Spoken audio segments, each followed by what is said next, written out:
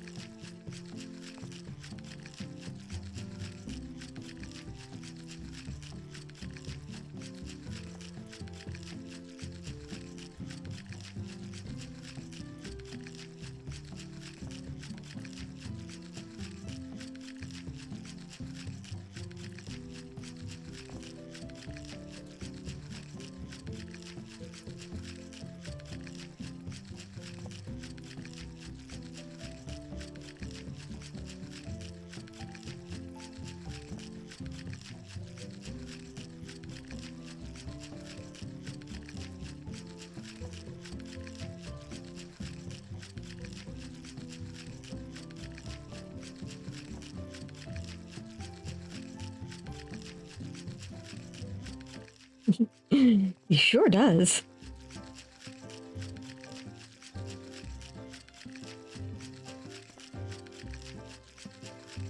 A very professional looking bartender.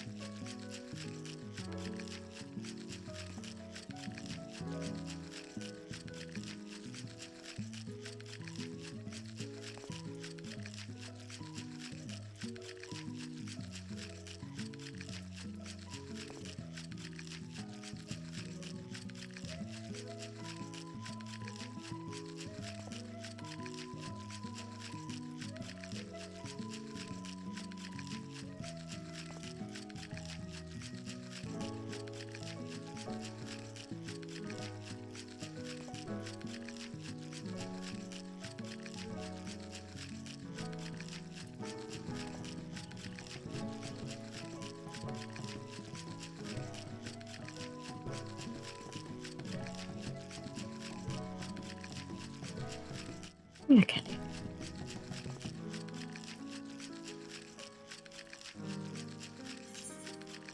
I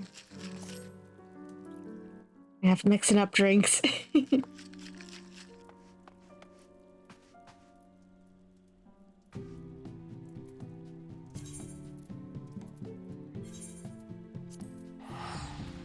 Let's see about doing a few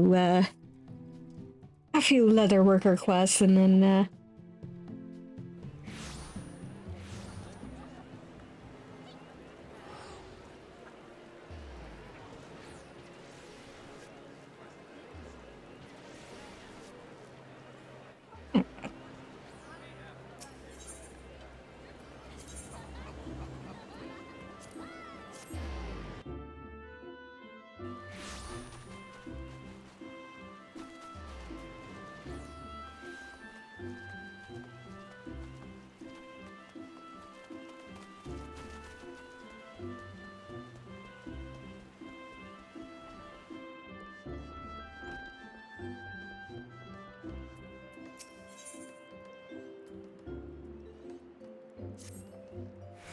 ah, there you are, Swarm. I hope you've been working on your techniques because I have a difficult task for you. Well, mayhap not as difficult as I had originally intended. I'd thought to bid you prepare 100 circles of old goat leather, but instead I want to gauge your aptitude for materia melding. You have at least a passing familiarity with materia, correct? The crystallized substance often used to enhance the properties of weapons and armor? I certainly hope you do, Svarm, because an experienced leatherworker is expected to possess the skills to meld materia to his wares. For this task, you will affix a single materia to a pair of goatskin leggings. What type of materia you use is of no consequence. What matters is your ability to successfully attach it. And it goes without saying that you must make the leggings as well. To do so, you'll need cotton cloth and old goat leather. Most cotton cloth is produced by the weavers of Ulda's sun-silk tapestries, while old goat leather is, of course, obtained from old goats, which roam the deserts of Thanalan. Lest you think I mean to send you all the way to the Sultanate, fear not. If you can obtain your materials by perusing the market boards or by eliciting the help of friends, by all means do so. That said, a trip to central Thanalan might be warranted if you know nothing of materia. There's a goblin somewhere out there who's said to be an authority on the subject. Now run along and get crafting, Svaran.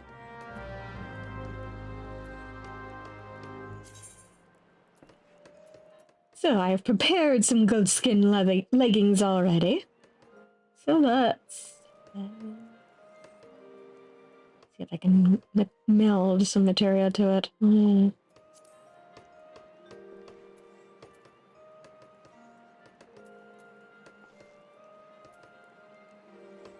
I don't have the ability to meld, do I?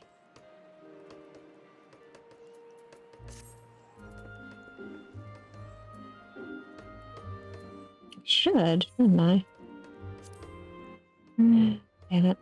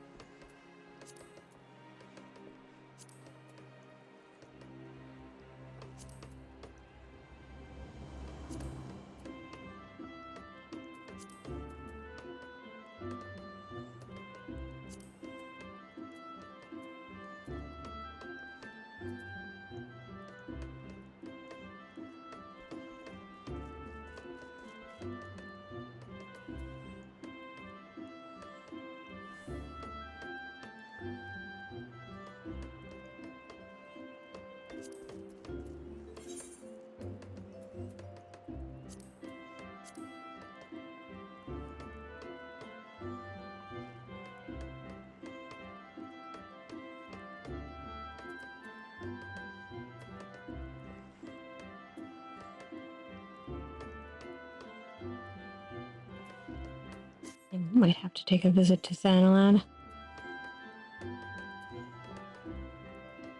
Let's see. I think he's in Western Thanalan.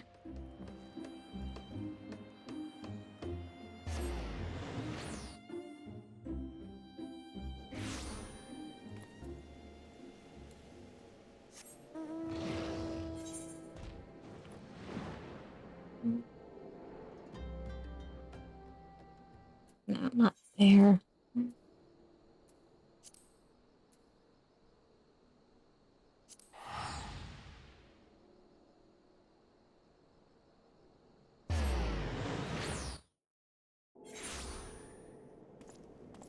Ah, there we go.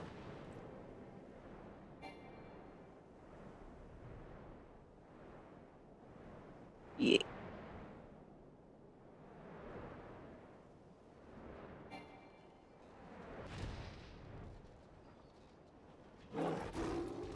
Okay. You.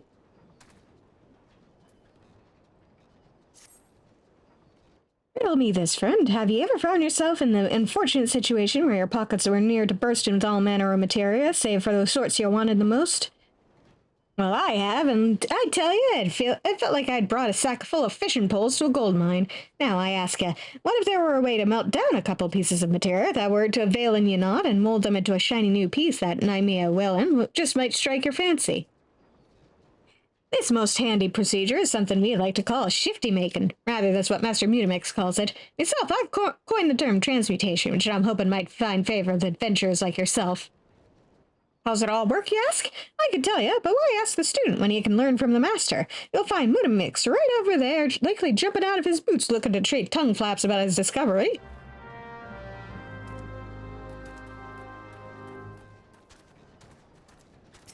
Let's talk to you two. Ah, there we go. You're the one I want to talk to. Why, hello there. I see you're a disciple of the hand like me. I hope you're interested in learning how to meld materia to gear. If so, it'd be my pleasure to teach you. Yes, please. I need your help. Ready to begin? Good. Now then, there's one thing to keep in mind when melding materia slots. Arms and armor each have a certain number of these slots, and this determines how many pieces of materia they can host. Normally, an item cannot host more pieces of materia than it has slots. However, as with most other things in life, there are certain exceptions. But this sort of knowledge is for later down the road. After you've become more experienced, you may want to broach the subject matter with Master Mutamix. Now, off you go, and happy melding.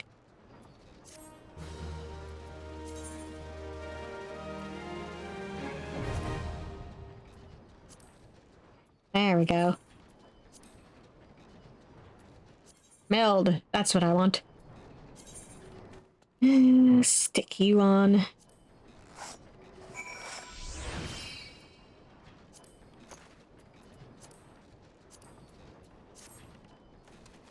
Okay.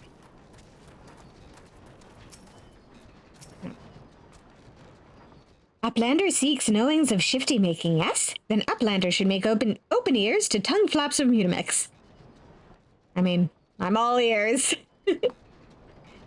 Process of shifty making is of big help use. First, be taking 5 need-not materia, yes? Melting mix this one, melting mix that one. Squeeze and squash, then big eyes. 5 need-not are reborn as one shiny new. But shifty making is not simple like crafty making. Knowings of shifty making are much and many in Uplander's brain case, though big for Uplander is small. Uplander need not be making worry face. If Uplander has many need not materia, bring them to 10th ring. Mutamix will shifty make for Uplander.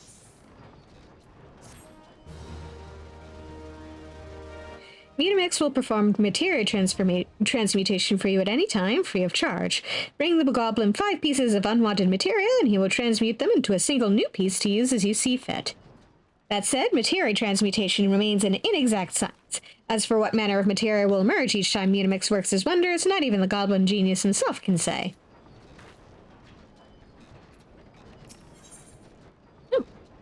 Aha. Advanced materia melding. Uplander is joiner of materia? Uplander desires to join muchly, yes? Then Mutamix makes brain case of Uplander rattle with secret knowings of materia. But first, Uplander must be proving readiness. Uplander showy do attaching 8 pieces of materia, then let Uplander and Mutamix trade tongue flaps again.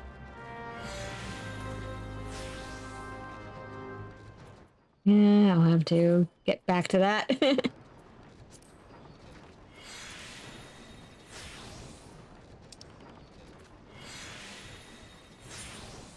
I'll be back later.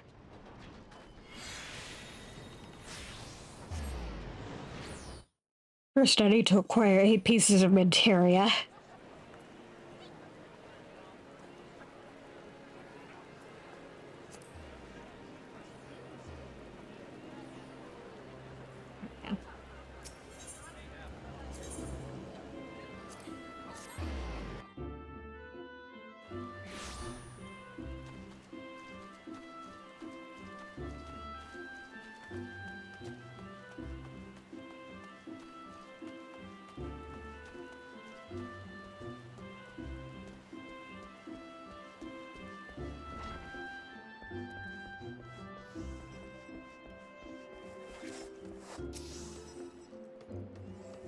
Are the leggings ready yet? I trust you didn't forget to attach materia to it.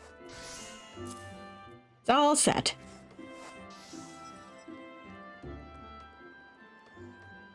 Well, I could be worse. I don't know how long you've been about this adventuring business farm, but did you know that leggings were once no more than strips of cloth or leather? It's true. We used to wrap each leg with a single long strip from ankle to knee. Nowadays, of course, designs which extend to the thigh are far more popular. Soft, lightweight leggings like these provide the balance of protection and flexibility demanded by the wood whalers, the gods' quiver, and adventurers like your good self. Based on your leggings, I'd say you understood well the importance of these qualities, not to mention the basics of materia melting. Indeed, if I were to judge your performance on a scale of 1 to 10, I would give you a 6. No, a 7. The remaining 3 points, you ask? Quite simple, really. Your leggings were made from skins which were taken from living creatures. The 12's wood is filled with a wealth of life which we leather workers must take in order to craft our products. Yeah, thank you. Do you know how that owl goat lived? How it was killed and skinned? Do you understand how these skins find their way to our hands? To understand this process is to understand life itself. Those leather workers whose creations truly deserve to bear the name of Fen-Il have faced this burden and accepted it. To them, it's simply truth. Therein lies the difference between the good and the great. Your leggings are fine, Svarn. It is you that needs improvement. Call me an incurable optimist, but I do not think it beyond you. Study your materials and learn their history. Practice your craft and keep discovering new techniques. That is still your path forward.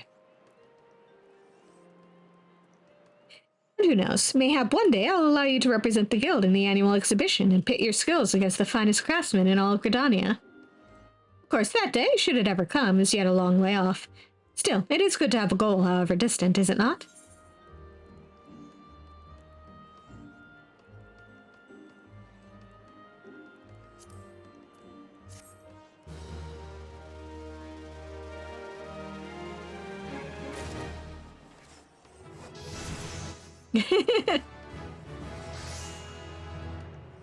Got a level out of that.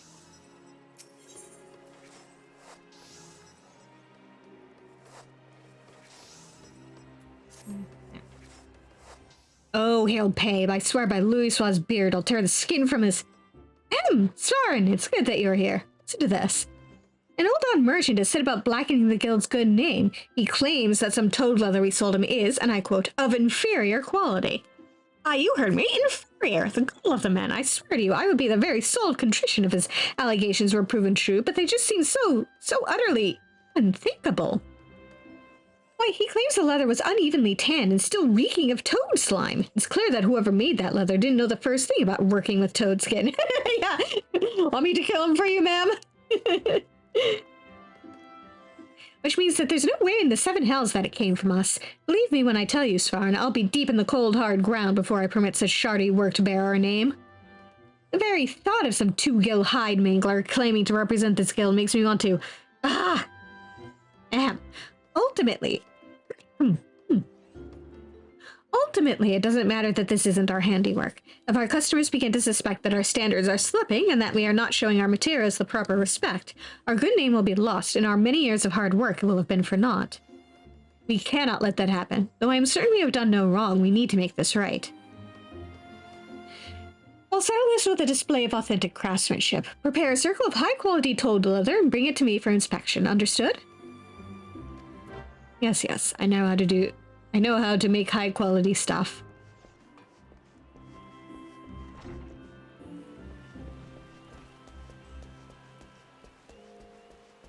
Alright. Toad leather, what do I need? Gigant toad skin. Okay. Let's see if I can pick any of that up from the board for a reasonable price.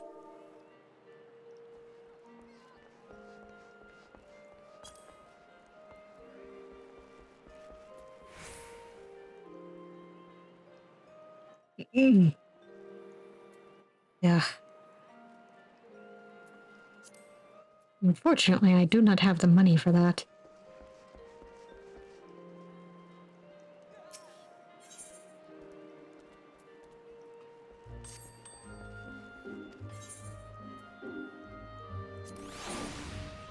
Into my savings.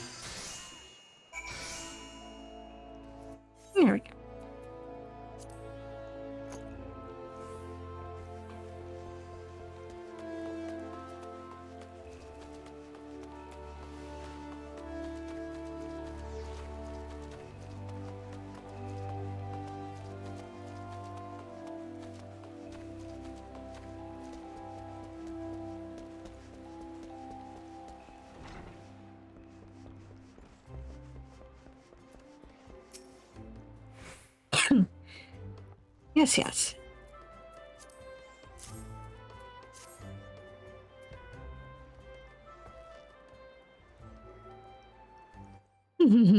This will do nicely, Svarin.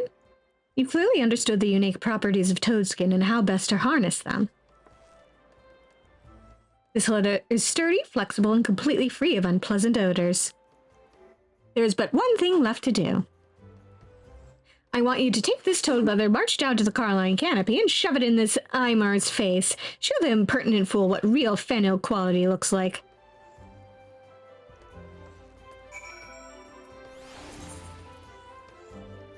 Speaking of fennel quality, fuck that. After I've already,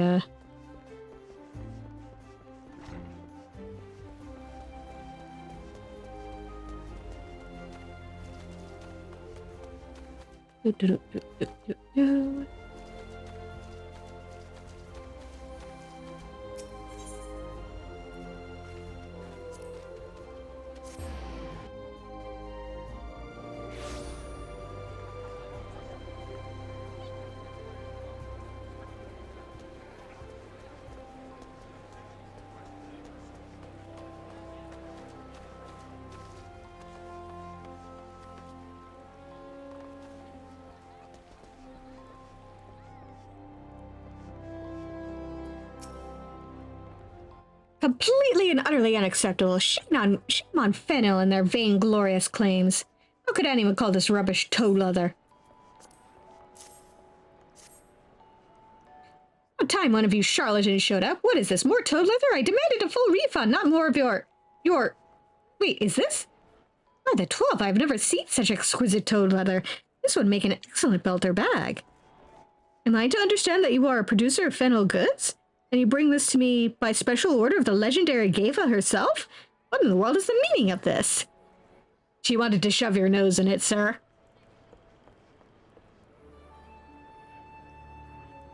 I am most terribly sorry, good sir. When the merchant told me it was Gridanian leather, I naturally assumed that this Anger Botha was somehow affiliated with fennel.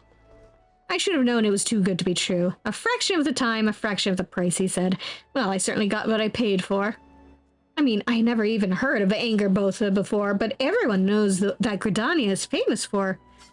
No more excuses. It is my responsibility as a merchant to evaluate the supplier, and my own damn fault that I purchased an inferior product.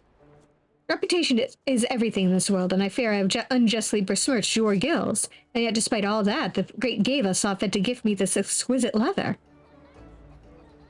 Well, I too have a reputation to uphold. This gesture cannot go unanswered.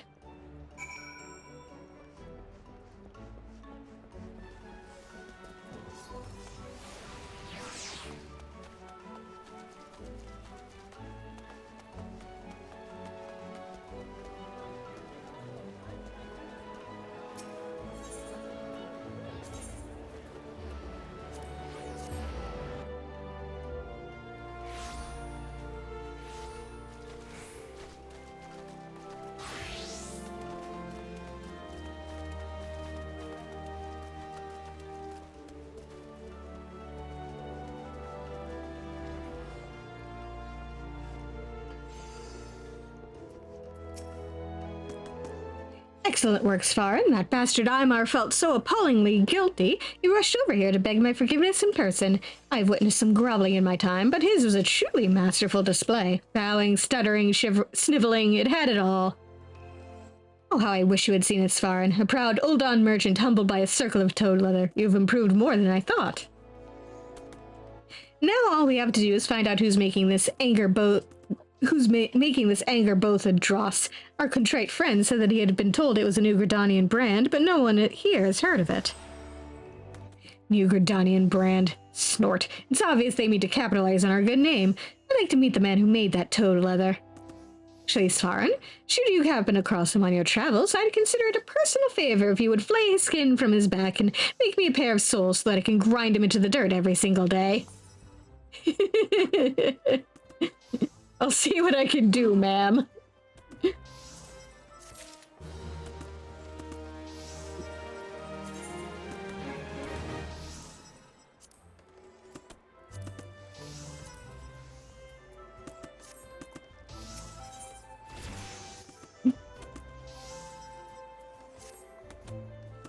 There you are, Svarn. Just the leather worker I was looking for.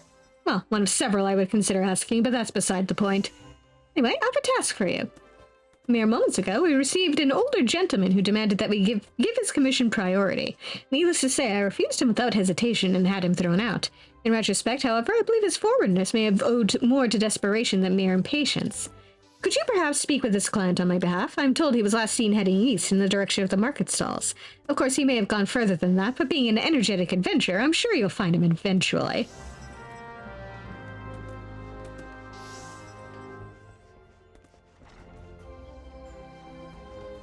Hey, it's not raining anymore.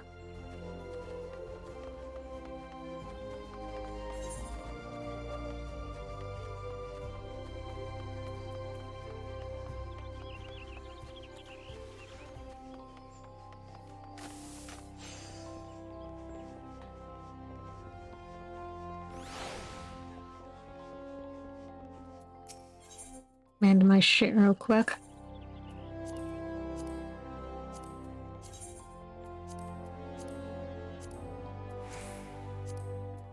Here.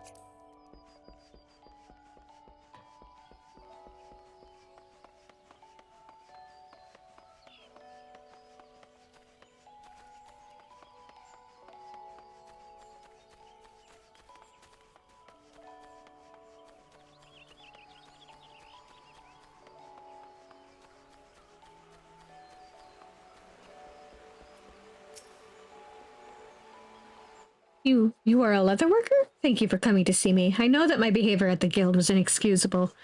Permit me to start from the beginning. I heard tell of a new brand of leather goods that was cheaper than fennel, but just as well made. Not being a wealthy man, I saw no reason to spend the extra gil and purchase some of this Angerbotha branded leather armor for my boy, only to be disappointed. To an untrained eye, it may seem fit for purpose, but I served as a wood whaler for many years and could tell at a glance that it was no match for XIV weapons. Aye, they made it fast and cheap as advertised, but had I known the quality would be so bloody awful, I would have found the extra gil and gone to fennel fineries in the first place.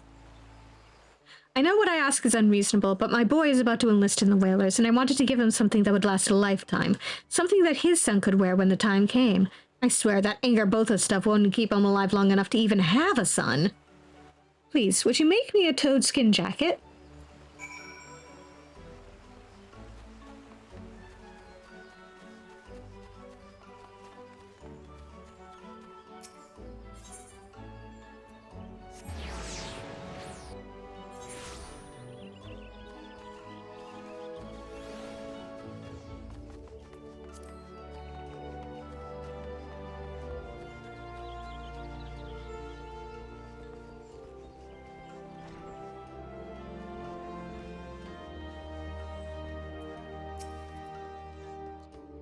I see. A gift from father to son to be passed down through the ages. Only a well-crafted item could be expected to carry generations of memories and tradition. A toadskin jacket, was it? Well, after hearing such a tale, who could possibly refuse? Why are you looking at me like that? It was a rhetorical question, Svarn. I'm not a monster. You heard his words, so you know what's at stake better than anyone. I bid you make a toadskin jacket of the highest possible quality and present it to me for inspection.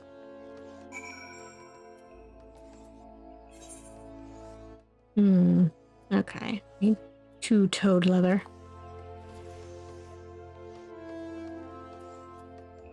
Yeah. Let's quick synthesize all those skins.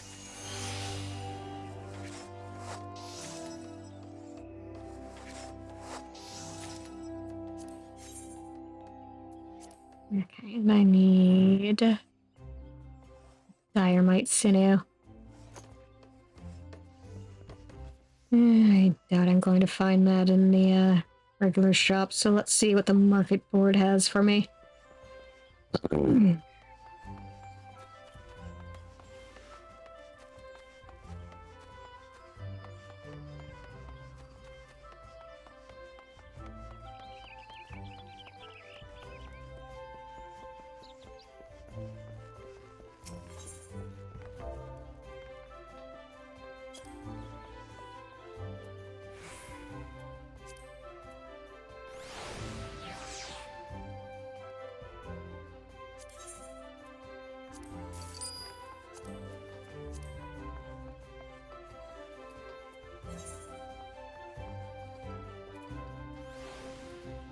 Alright.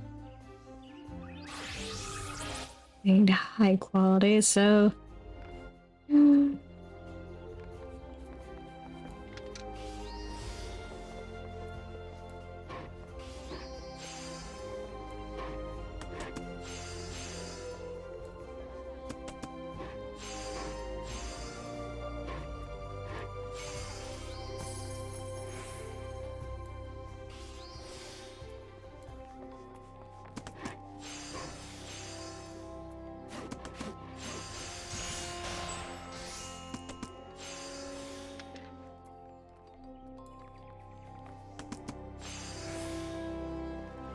I need to rearrange my hotbar something fierce.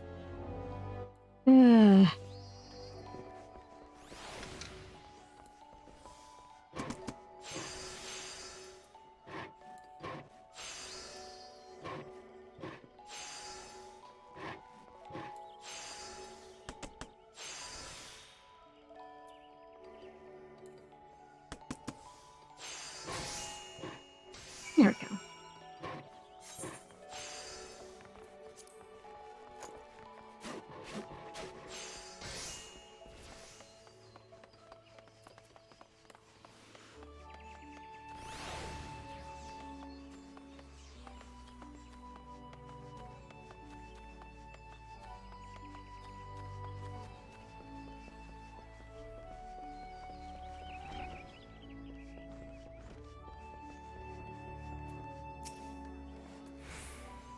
Remember what's at stake? Yes, yes.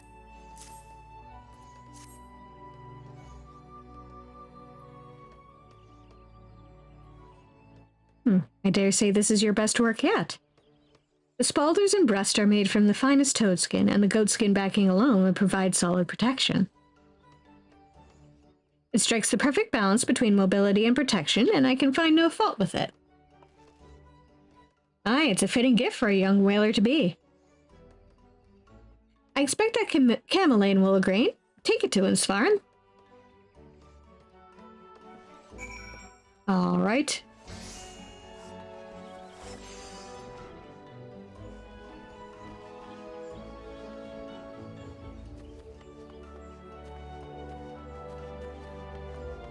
I just love it when Mitty decides to go sit on my shoulder.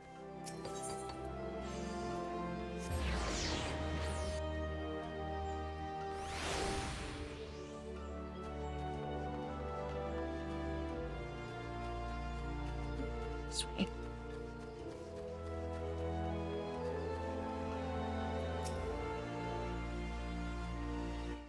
Why did I have to think about the Gale? Everyone knows fennel goods are the best, and the best is no less than my son deserves. To think of him clad in that anger both a crap when he becomes a whaler. Ah. Praise the matron, a toadskin jacket. I could not have hoped for such kindness. And this craftsmanship is beyond compare. In fact, I do not believe I have ever seen finer leather equipment in all my years. My son will be thrilled to receive it. A craftsman that had never known battle could not possibly have made a jacket like this. Tell me, sir, are you... But of course, even Geva has seen fit to welcome capable adventurers like yourself into her guild. I hope you will continue to share your gift with the people of Gridania and give others the opportunity to savor your work.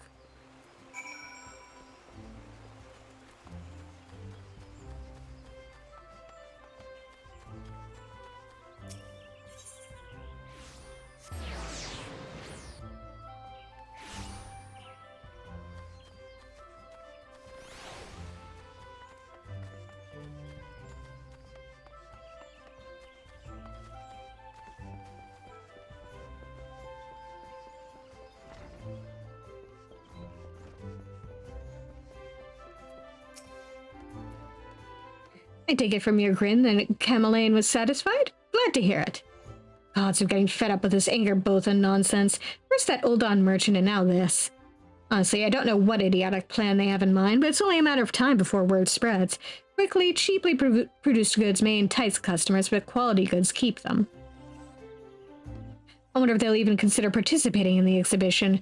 On the one hand, there's no better way to publicize your brand, while on the other, they must surely know that they're in no position to compete with real leather workers. But I do hope they try, Svarin. I would love nothing more than to see those Angerboth frauds get their comeuppance. To look on as artisans and merchants from every corner of Eorzea cast judgment on their works and proclaim them a disgrace.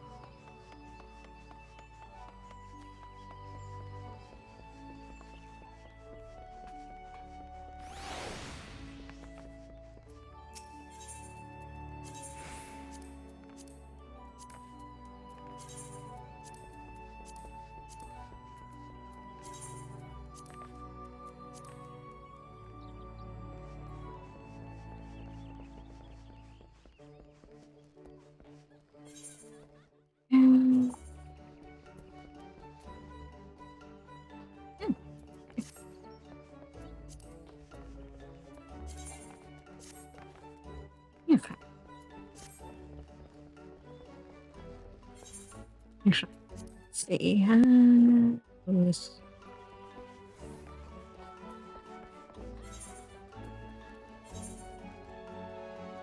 All right, I forgot.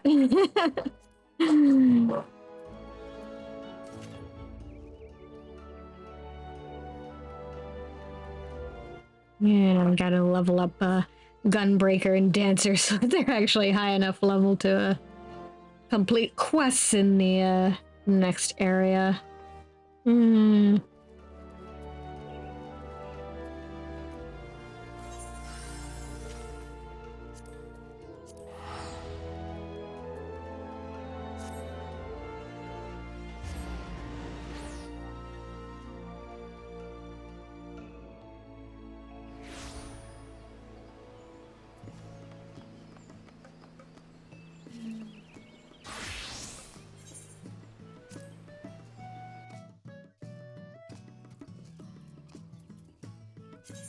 Let's see. What kind of food do I got?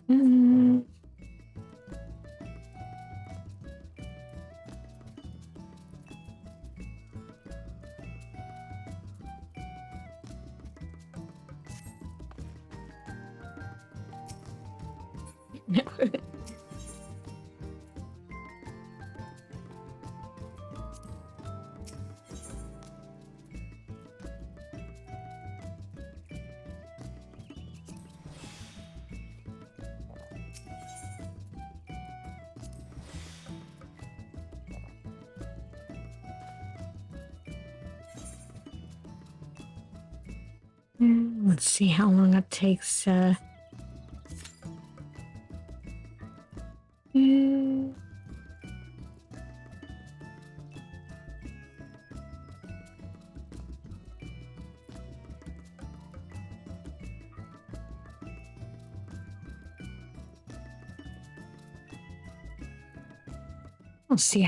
We'll see how long it takes for the leveling roulette to pop.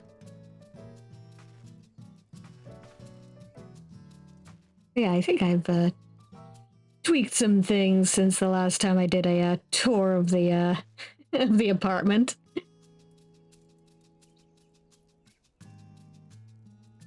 He's got a whole blackboard now. Now, if only you could actually draw on the blackboard, that would be fun.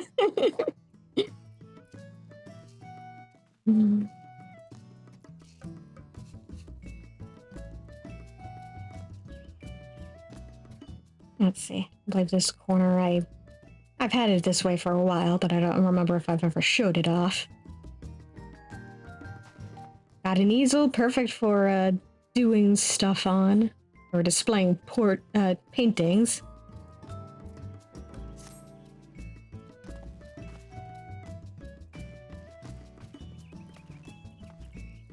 One of these days I'm gonna have trinkets to put in there.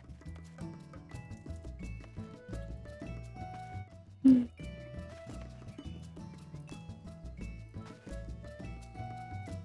old portrait of Archivant, of course.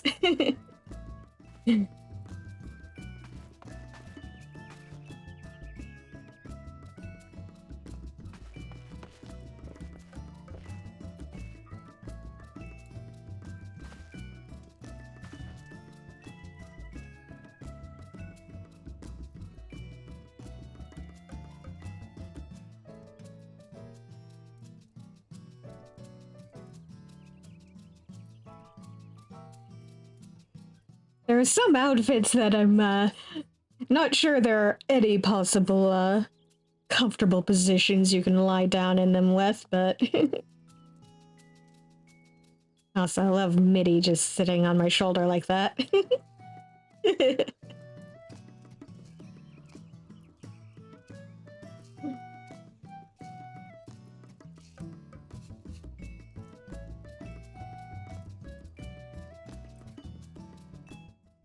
It looks comfy enough, I think.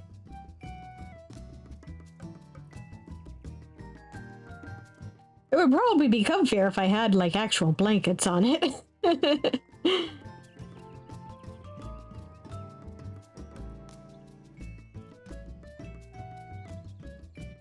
No, I do have blankets. Okay, it would probably be comfier if I actually, like, pulled them over myself or something. Like, come on, man. Curl up in those sheets. That's what they're for.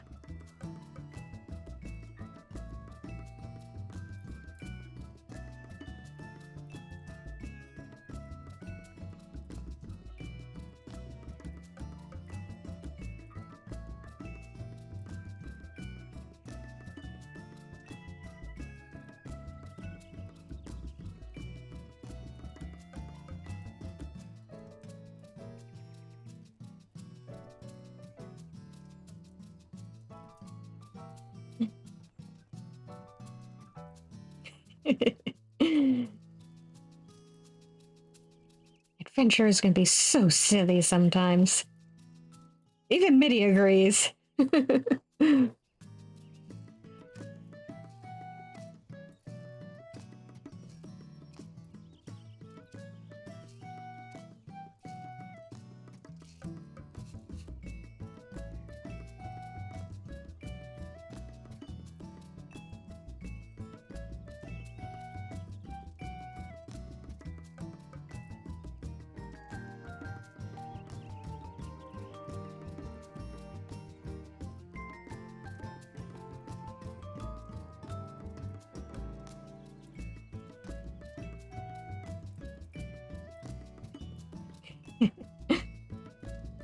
And Mitty is back to hanging out on the other shoulder.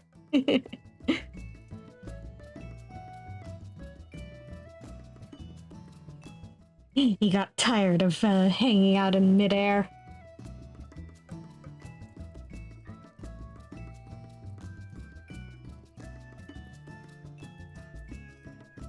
Yeah, we're almost there.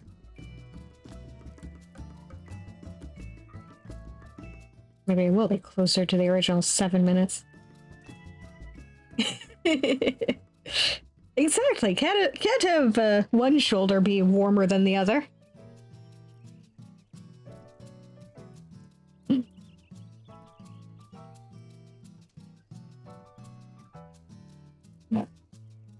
How can he possibly expect his bun friend to grow properly if he isn't evenly warmed?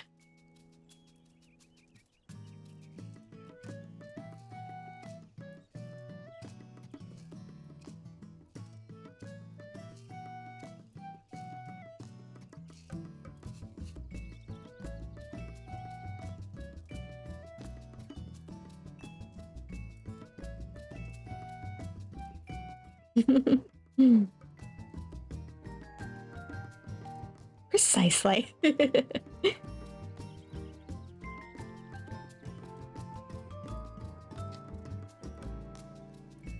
Hmm.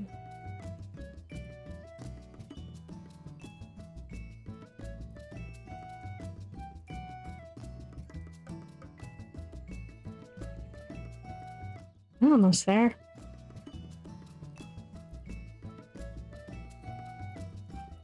I won't be standing guard for much longer, Mitty.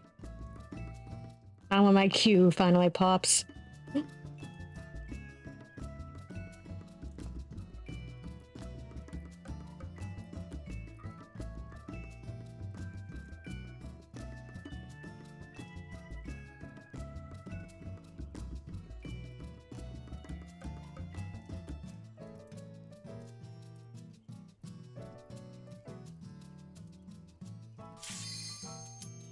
There we go.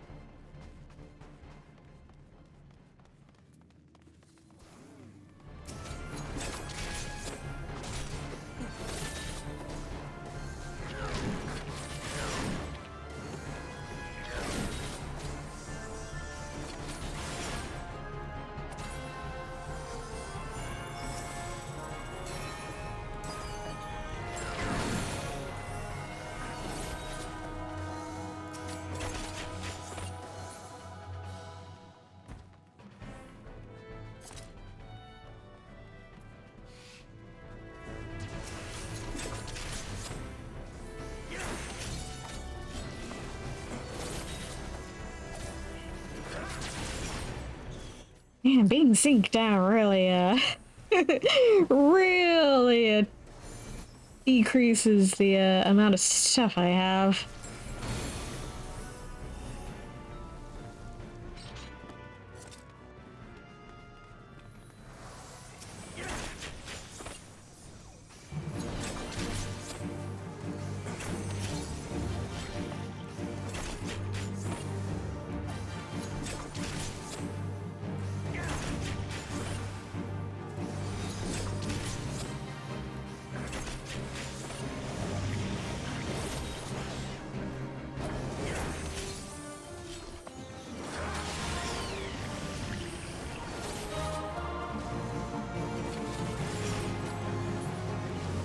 There we go.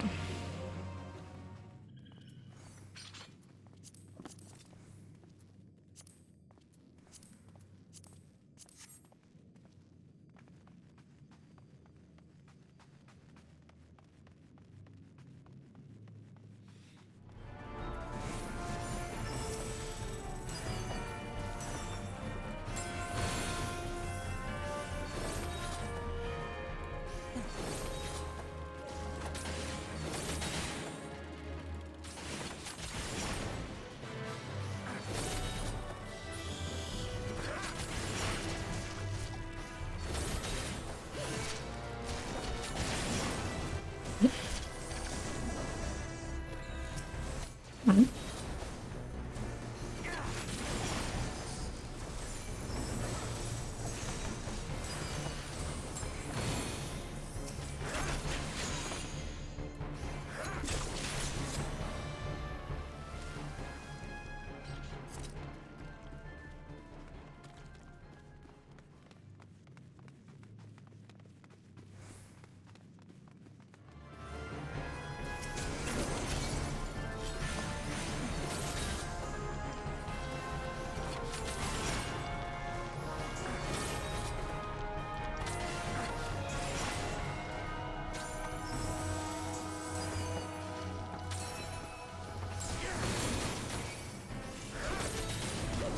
All I use get over here.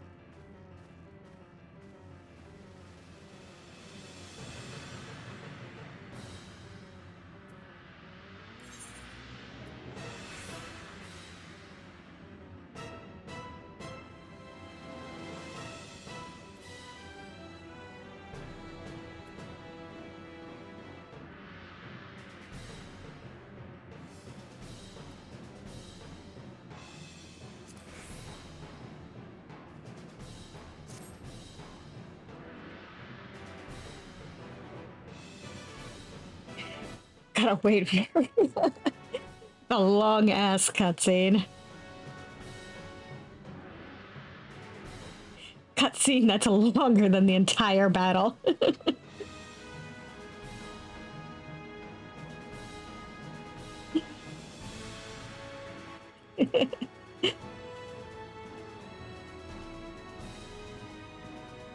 I've started a trend.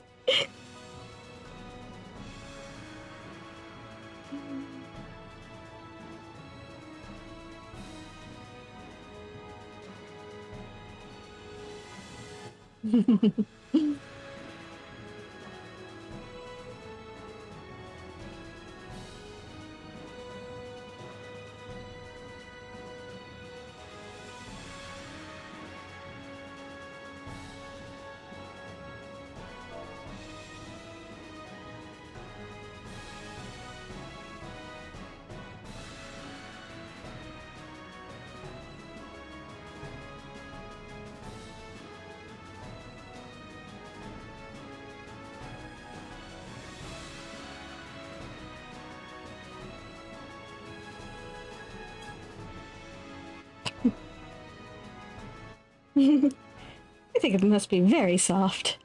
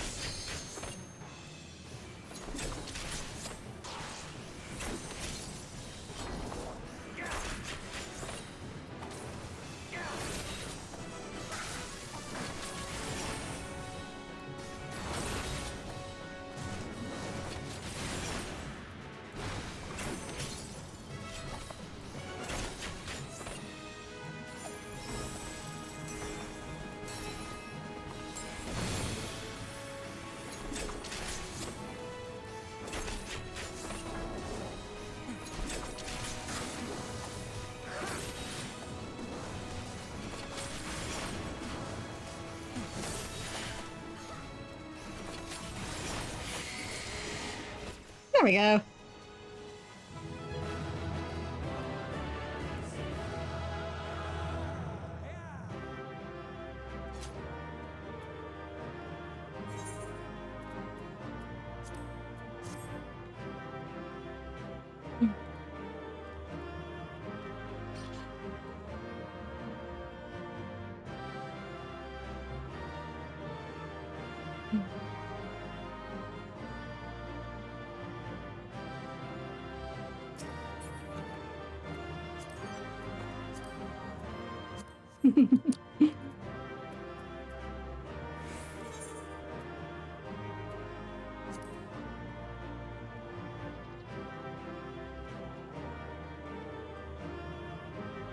There we go.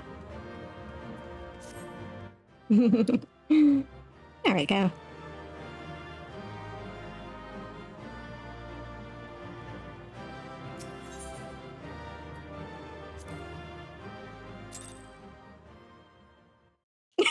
Right?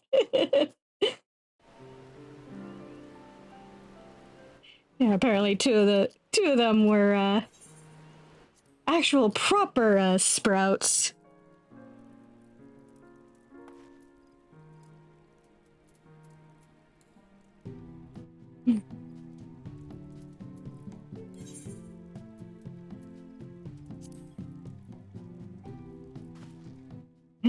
Damn it, it's so close.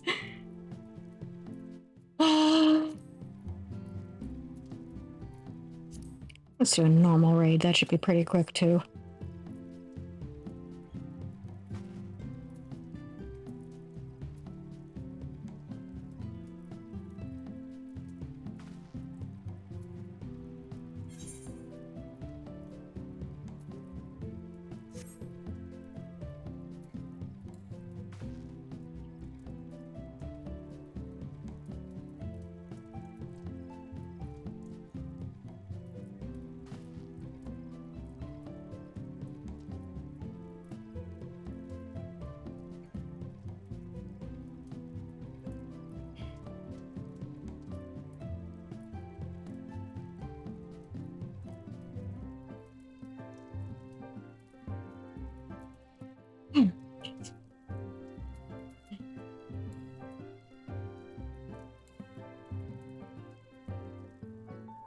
There we go. That's a bit more of a comfy sit, I think.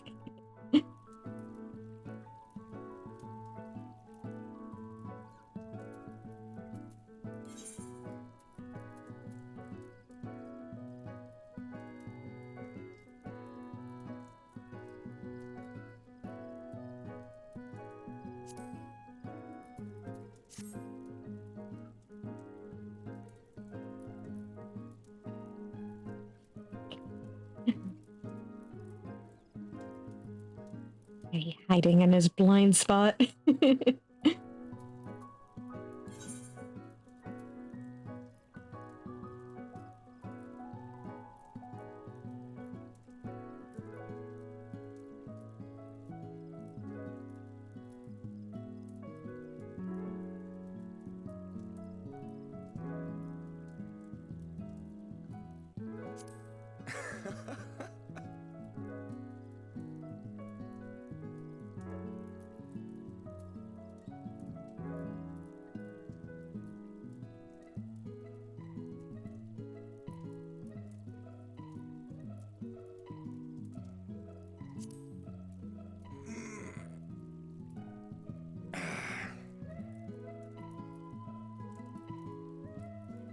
Hey, me want a stretch? Ugh.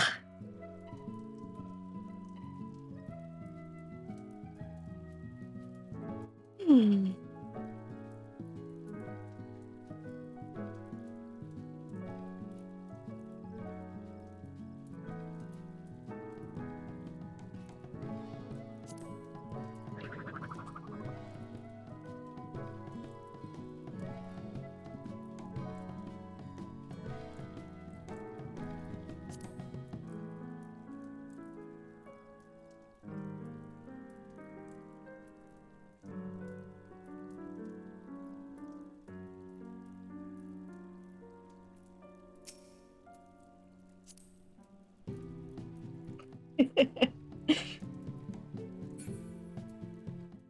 That's a very funny way to pet something that's on your shoulder.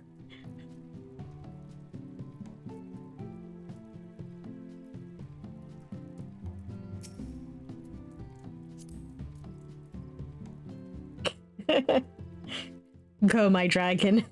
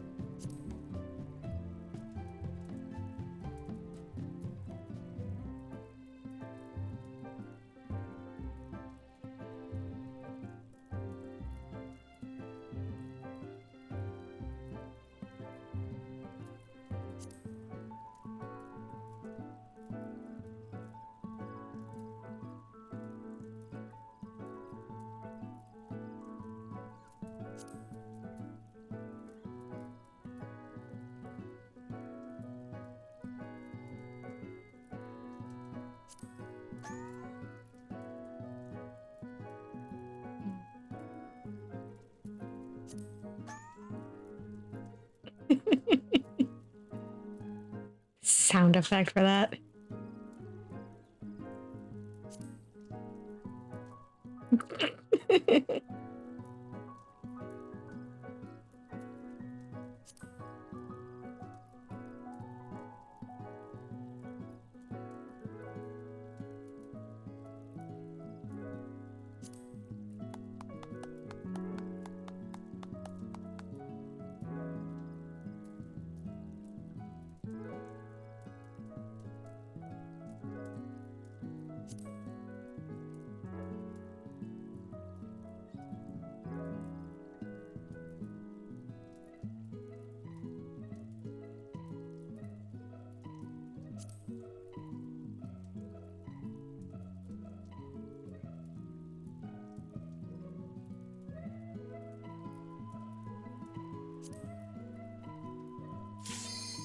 Yep, there we go.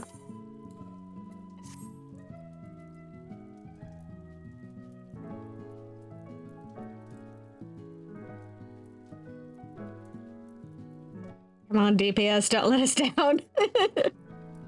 There we go.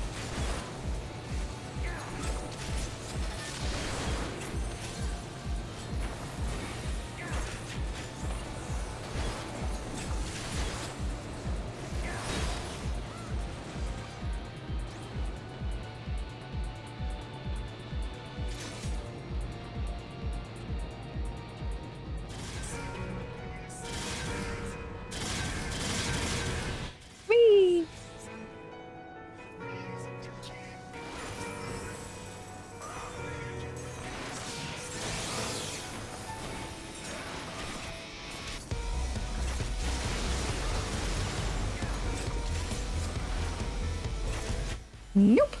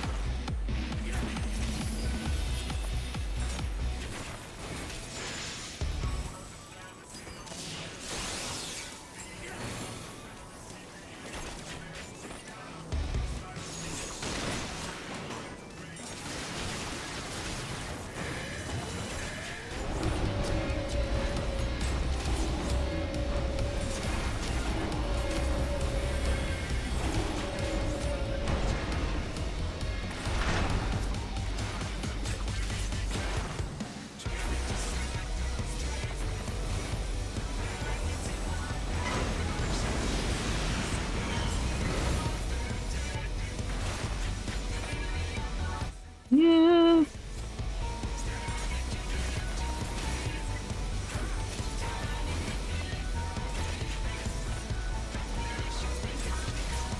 Okay. It's scary for a moment there.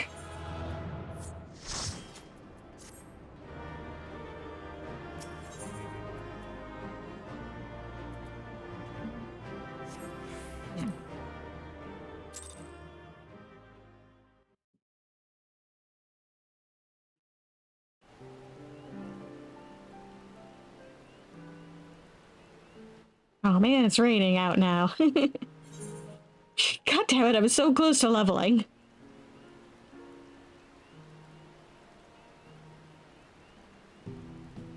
Hmm.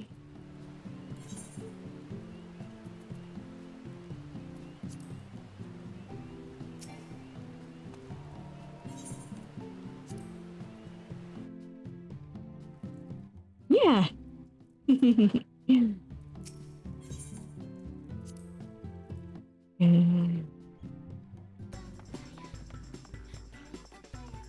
Lobby so I can mend my shit. Let's see it.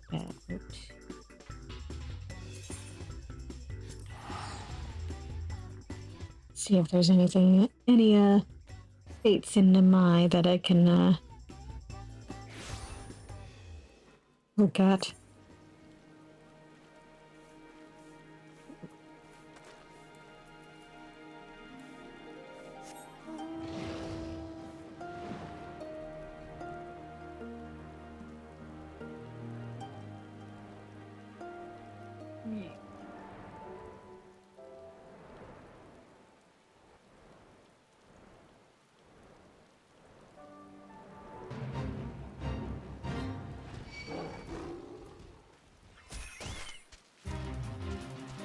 Jeez, I just got here.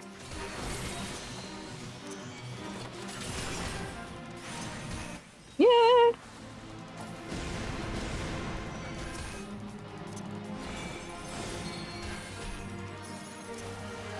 Oh, jeez, okay.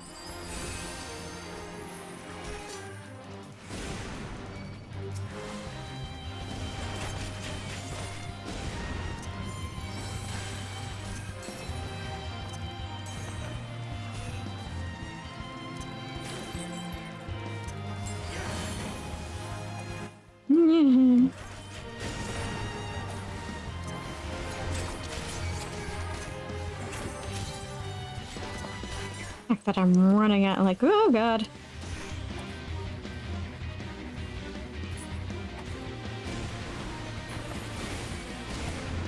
Ah, god damn it.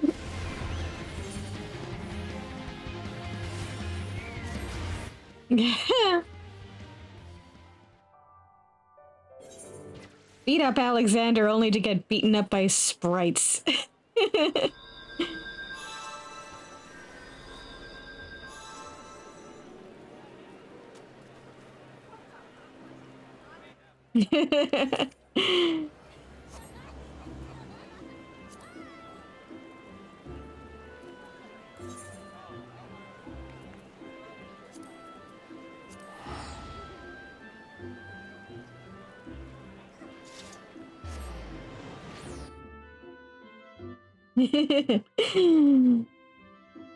It'll just be our little secret.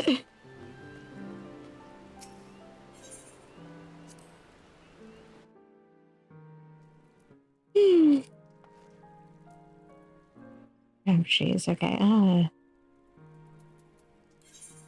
I keep forgetting to get Gristle Greens. You know what? May as well. Hop back to Gridania, pick up some Gristle Greens for Hesta Fugel. Poor thing is starving. Starving, I tell you.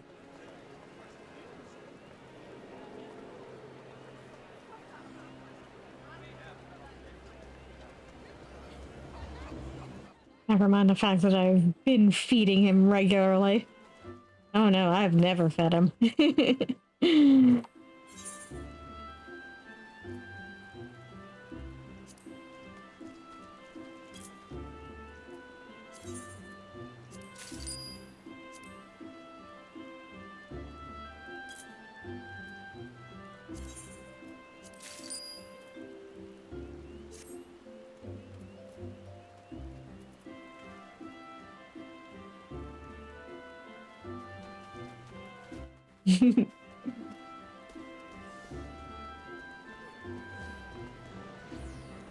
Almost forgotten chocobo in existence.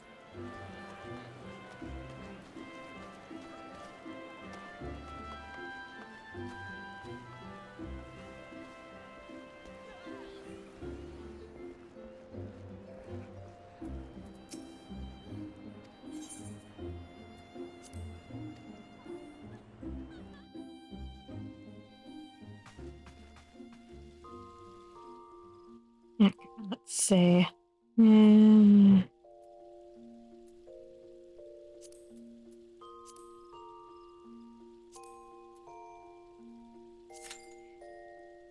Let's do a trial. Let's see if that'll,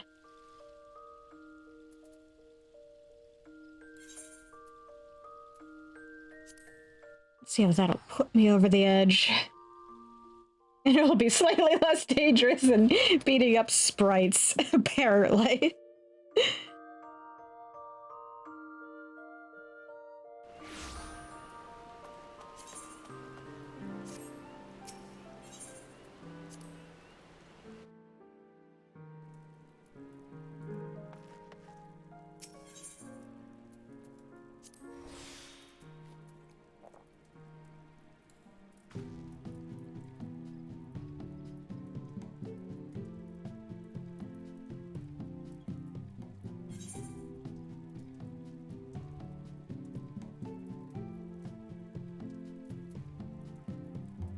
So damn close.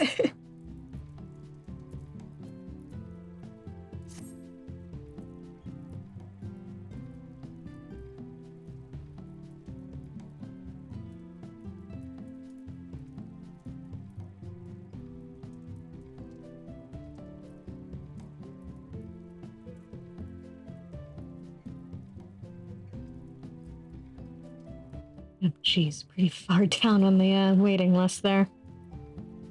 Oh,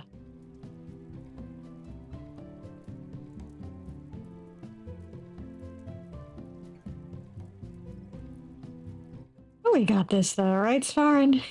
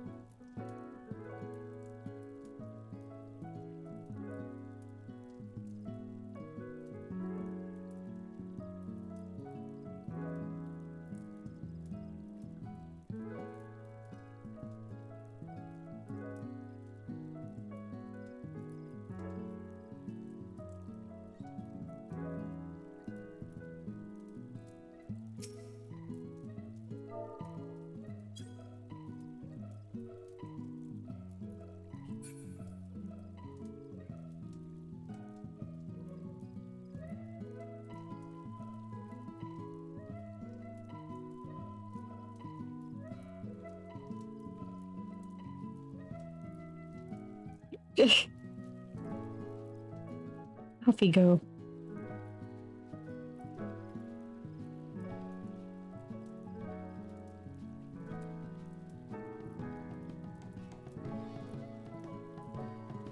He's off to inspect the partition, I guess.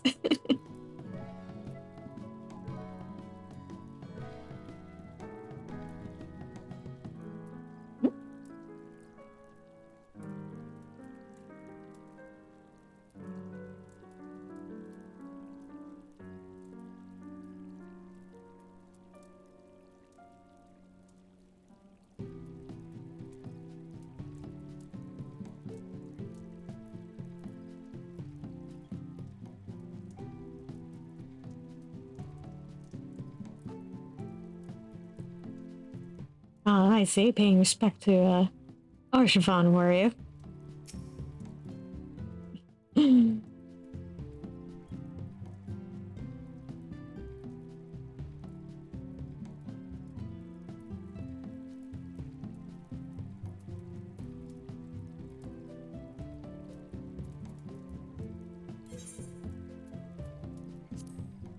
Minions do I even have?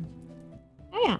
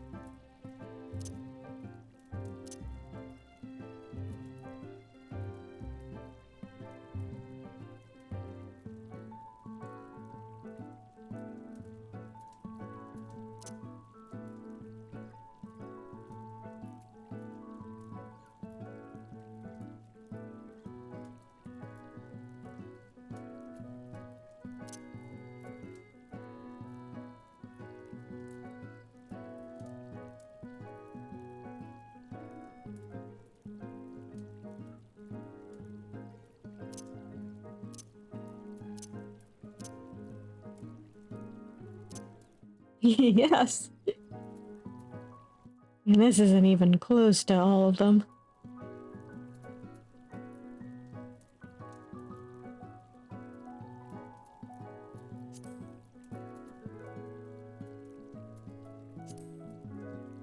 This is but a paltry sampling of them.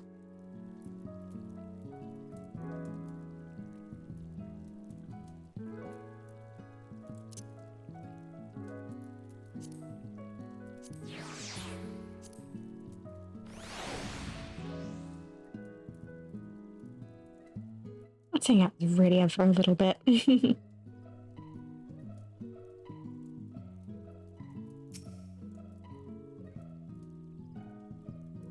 Yeah. She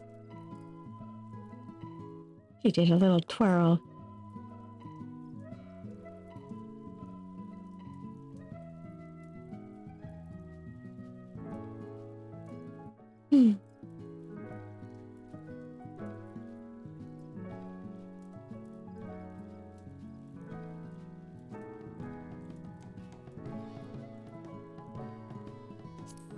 You gonna wander around or not?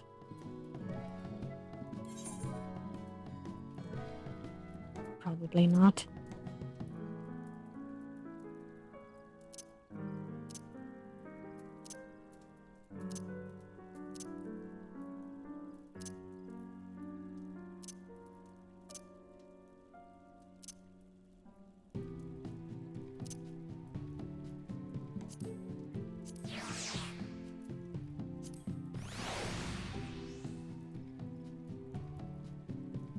Hey, Cloud of Darkness, how's it going?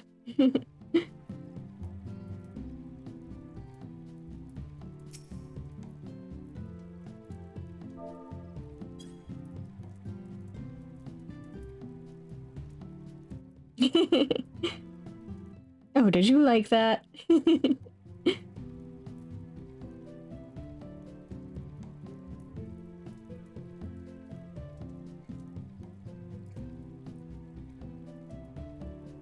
She'll occasionally sit on your shoulder, which is adorable.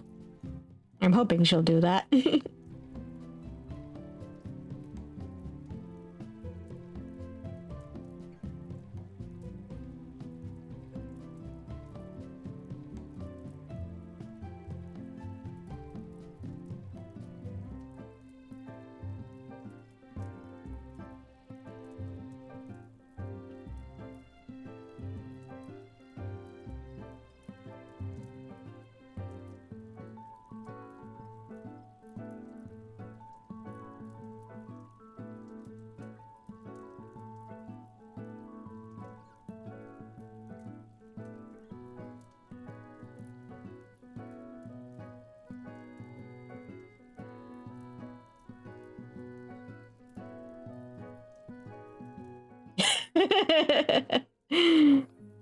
Okay, I'll look away.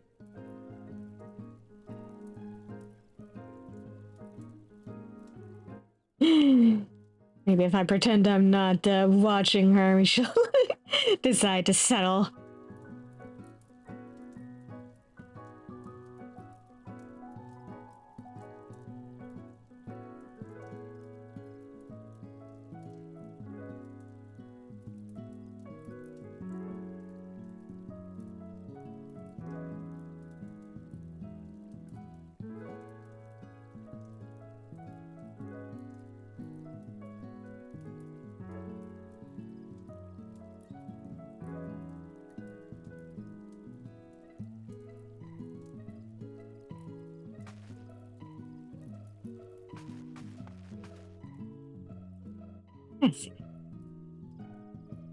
If I get up and move around a bit, she'll be tempted to settle down on my shoulder.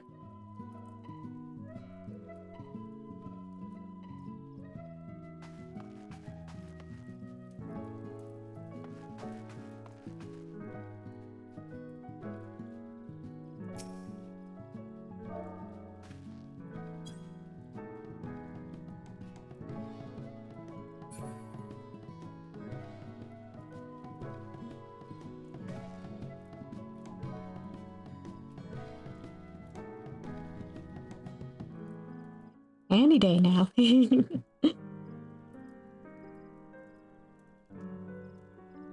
wonder which will happen first. Cloud of Darkness decides to sit on my shoulder or the cue will pop. Place your bets now.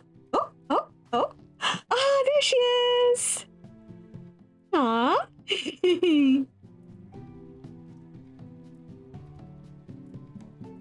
Look how cute she is.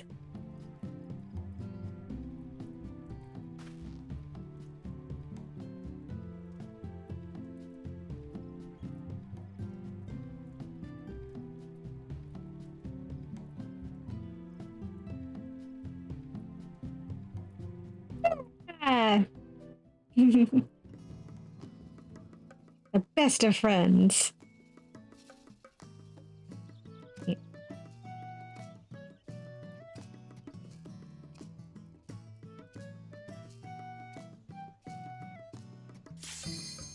Yep.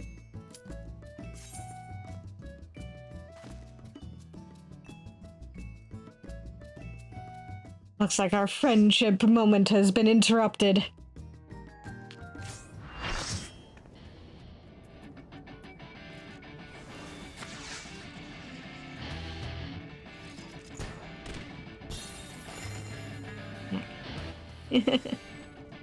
Sink down to 50 so I don't have closed position.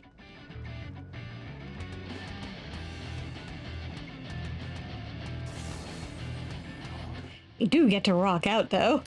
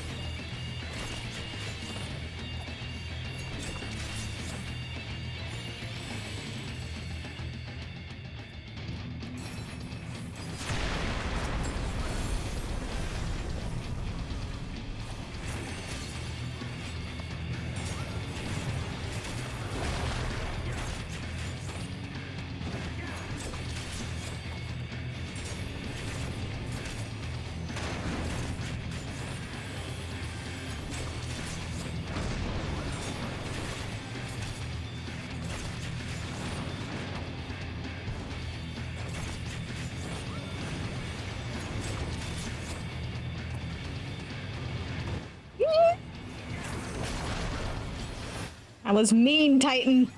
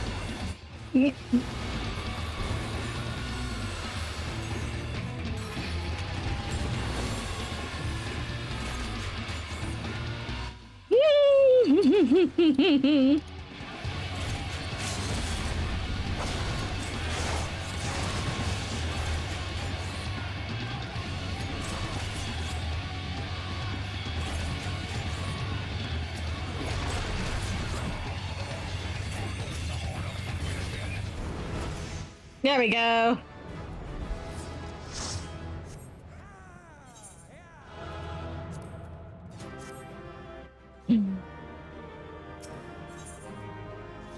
Oh.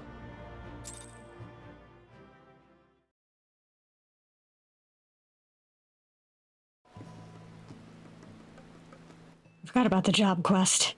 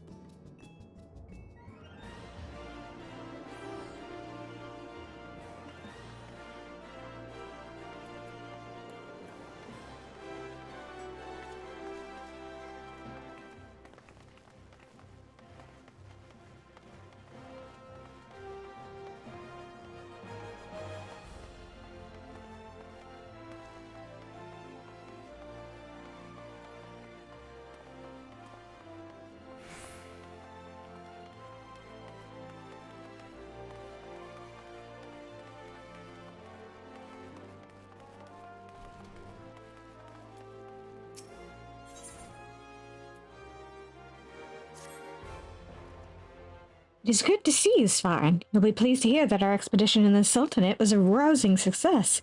Rana gave quite the inspired performance. It would seem the girl has indeed taken her lessons to heart. That leaves Gridania as the final stop on our three-nation tour. I meant to depart immediately, but I must confess that the curious developments in Ul'dah have given me pause. Upon our arrival, let us first pay a visit to the Adder's Nest and inquire as to any strange happenings about town. Do not ask me why, but I believe it is best we stay vigilant.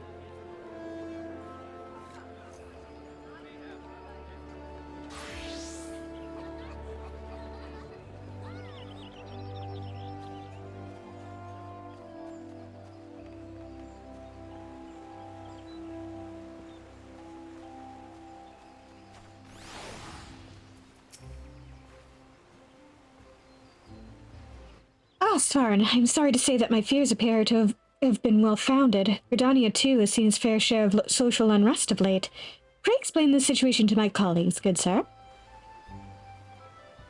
You are familiar with the Duskwhite, yes? They are a clan of Elizin who eschew the shackles of urban life and instead choose to live in isolation. For the most part, both sides choose to leave the other well enough alone. Recently, however, events have taken a troubling turn. Groups of Duskwights have been assembling for reasons unknown, holding secret gatherings on the outskirts of the forest. Whatever their aim, we can be quite certain that it is nothing good. The Twin Adder is content to let them be, provided they do us no harm. But when they turn to thieving and threatening our way of life, we cannot simply turn a blind eye. To say that tensions between the Duskwights and our citizens have been rising would be an understatement. To this point, troublemakers among the Duskwight have primarily acted alone, which makes the manner in which they are now plotting something together in plain sight all the more concerning. Some here in the nest even believe that they are sowing the seeds for a violent uprising. As fortune would have it, these Duskwight rabble-rousers have recently been sighted with particular frequency in the immediate vicinity of the venue where I had hoped to hold our performance. Needless to say, we must address the immediate danger before we can even think of going forward with our performance. Svarn, Rana, what say we investigate the matter? Together this time. Consider it done. I'll make up for my failure. Just you watch me. Once I've soothed the Duskwights' hearts with my dance, riding will be the furthest thing from their minds. Thank you, friends. That settles it then. Leave the matter of the Duskwight demagogues to my colleagues here. I suppose there would be some merit in delegating the task to you, rather than risk fanning the flames between the Duskwights and our own citizens. And yet, you are a dance troupe, are you not? Are you certain that your friends here are up to the task of suppressing an armed revolt? You can be assured they are. For what it is worth, I too will be accompanying Rana and Svarn to ensure that everything is in order. Besides, there's something that I would confirm with my own eyes. And with that, we should be on our way. The Duskwights in question are said to be congregating in the South Shroud. Let us meet first at the local tavern and formulate a plan of attack.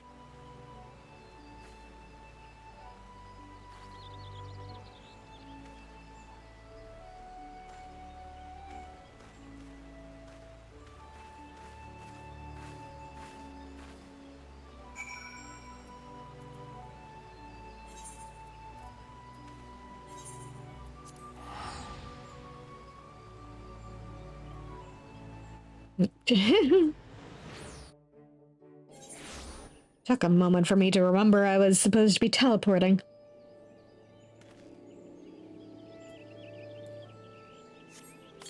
Let's feed my poor, long-suffering bird.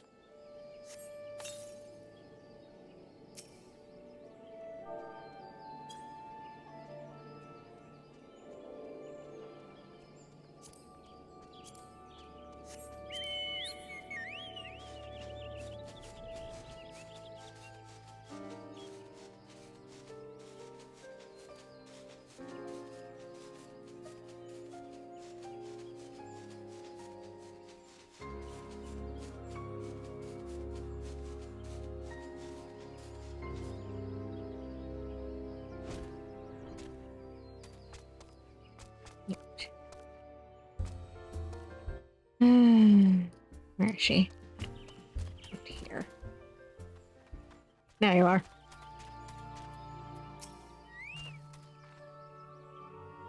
According to one of the regulars here, the Duskwight troublemakers were seen not long ago just to the northeast of here. And that's not all. A rumor says that they were, and I quote, gyrating and undulating in a most curious way.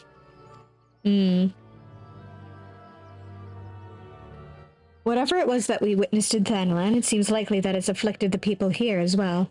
We must investigate the matter with all speed. Come now.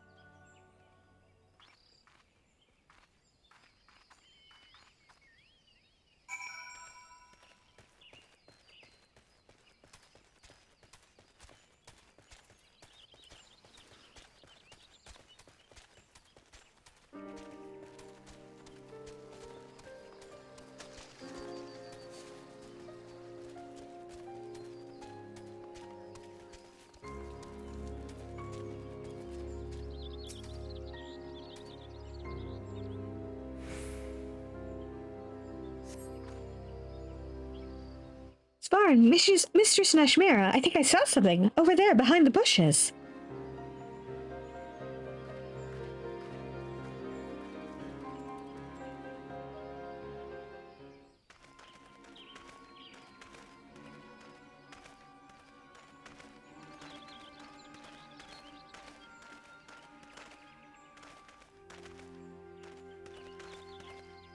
Those are some interesting dance moves y'all got there.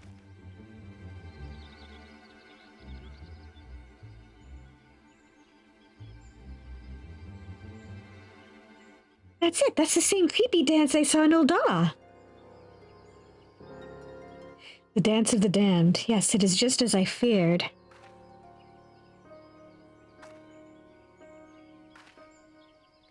I'll explain everything in good time. For the moment, just leave them to me. All right.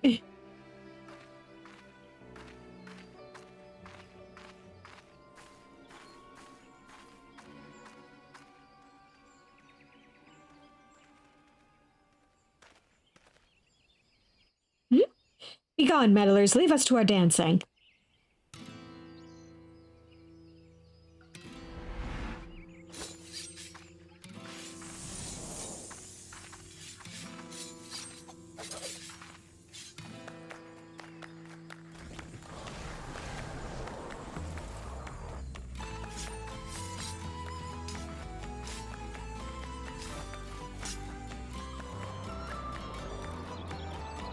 What in the... My legs? It's as if they have a mind of their own.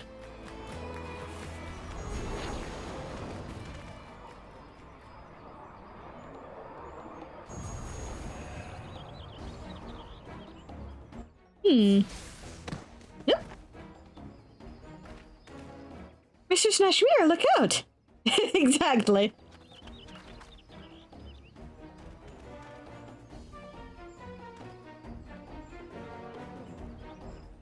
Stop that evil dancing.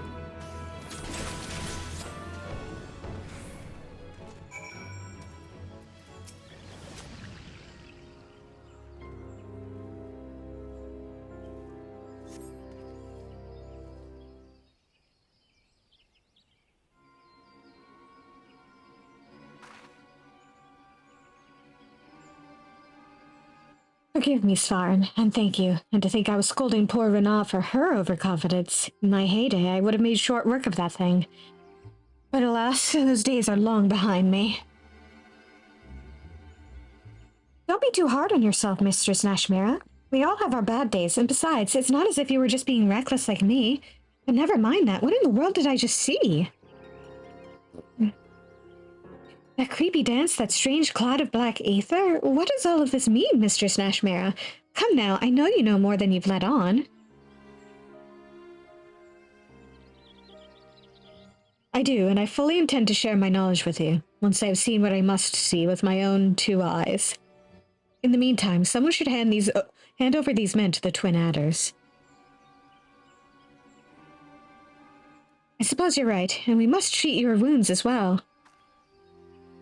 Svarn, could I ask you to return to the Adder's Nest and deliver our report? I'll tend to Mistress Nashmira's scratches and see that no other troublemaking dusk wights show up.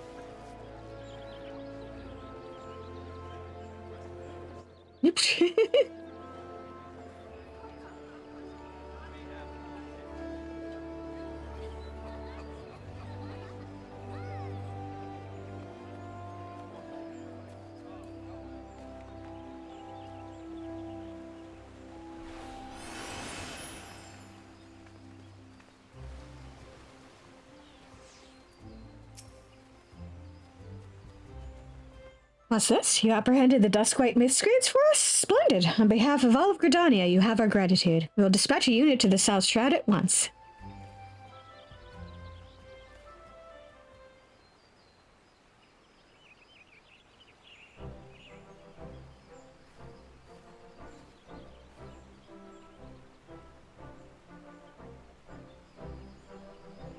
My apologies for the delay, Svarin. I'm pleased to report that our dancing Duskwhite friends have been handed over to the proper authorities, and Renard's patched up my wounds good as new. With sufficient rest, I should be back on the stage in no time.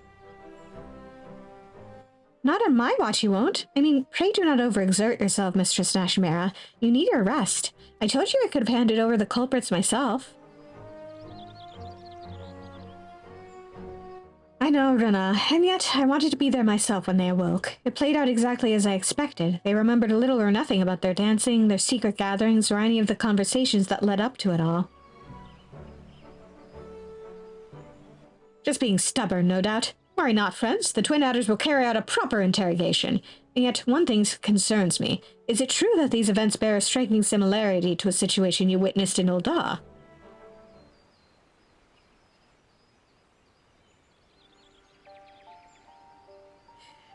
What we have witnessed is none other than the Totentans, the dance of the damned, and it is our God's given duty as dancers to see that it is never danced again. The dance of the damned? Our mission? Whatever are you rambling about, Mistress Nashmera? I thought our mission was to lend strength and succor to the suffering and lift the spirits of the realm. That it is, and yet the truth of exactly what this entails runs far deeper. Throughout our storied history, the dancers of Troop Falsium have saved countless lands time and again from a fate most dire.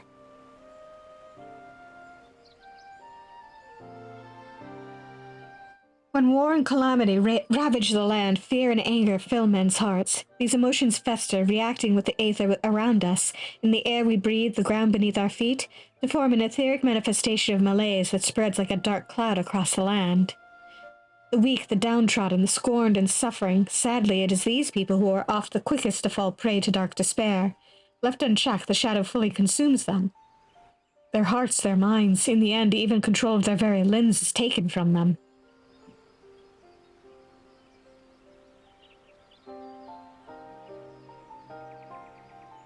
Stripped of the last semblances of sanity, they flail about in a manner most hideous.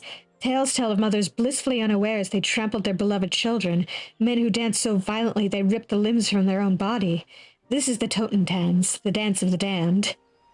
Well, that's horrifying. But what madness is this? If you speak true, and this damnable dance you speak of arises from the fear and anger in people's hearts, why did it not manifest itself in the wake of the calamity in Eorzea's darkest hour? Call me mad, but I think I understand. In times of greatest crisis, just surviving for another day requires all the strength we can muster. People have neither the time nor the freedom of mind to dwell on emotions like hatred or anger. Renard has the right of it. It is precisely at this time, a time when Eorzea has made great strides in its recovery, yet deeper wounds still go undressed, that your people are most susceptible to that damnable dance. So that is why our art was born so many years ago, not just to drive out the darkness from people's hearts in a figurative sense, but to literally cast out etheric shadows and free the afflicted from the clutches of the Totentans.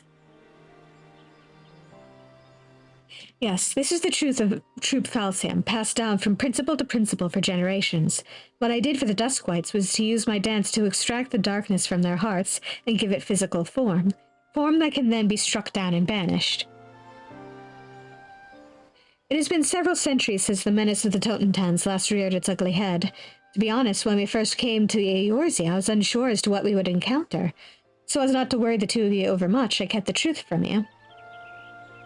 Yet now that I have seen it with my own eyes, our mission could not be more clear. As the inheritance of the Kriegstans, we must chase the shadow of the Totentans from this realm.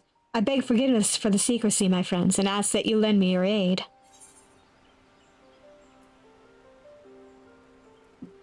You can count on me.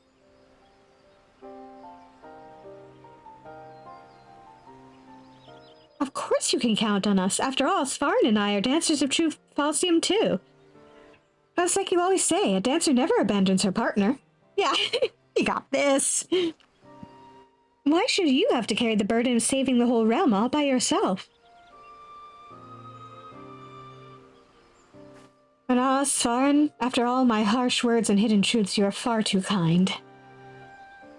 I must confess that I am still struggling to understand all this, but one thing is clear. This dancing epidemic you speak of poses a grave danger to our realm. I will contact the other grand companies immediately and apprise them of the threat.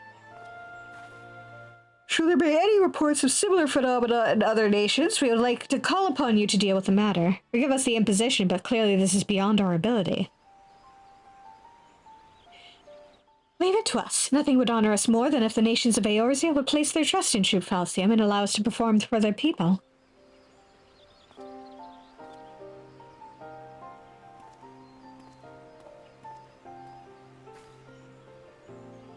And with that, only Ishgard and Alamigo remain on our itinerary. Alamigo yet struggles to free itself from the Garlean yoke. We have no choice but to make Ishgard our next destination. At any rate, we will need more time to properly prepare for the confrontation ahead. In the meantime, Renan, you are to continue your performances. You require more practice still before I can bequeath to you all the secrets of the Kriegstands. You can count on me, Mistress Nashimera. And you, Svarin.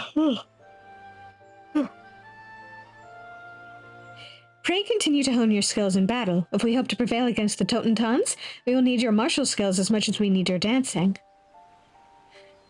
For no, it is not enough that we lure the shadows out of people's hearts. We must dispel the darkness for good, lest it simply drift on until it finds another unsuspecting host.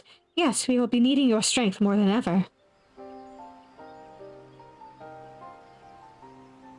And with that, I too should prepare myself. Our true last act draws ever closer at hand.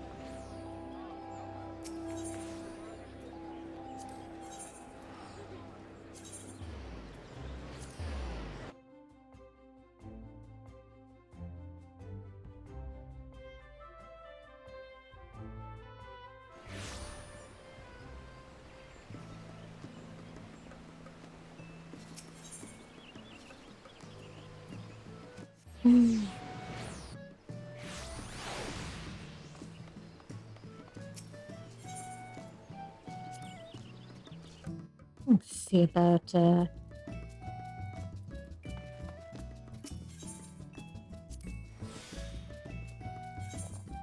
leveling up Gunbreaker 2 while we're at it.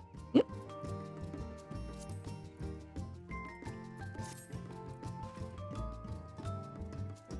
Oh yeah, I added a little something to the Gunbreaker glam.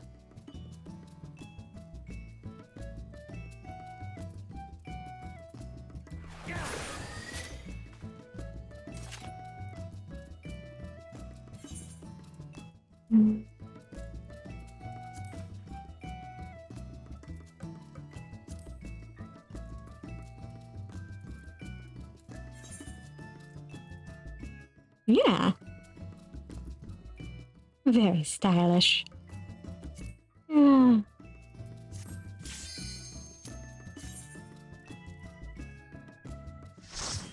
Let's go through this real quick.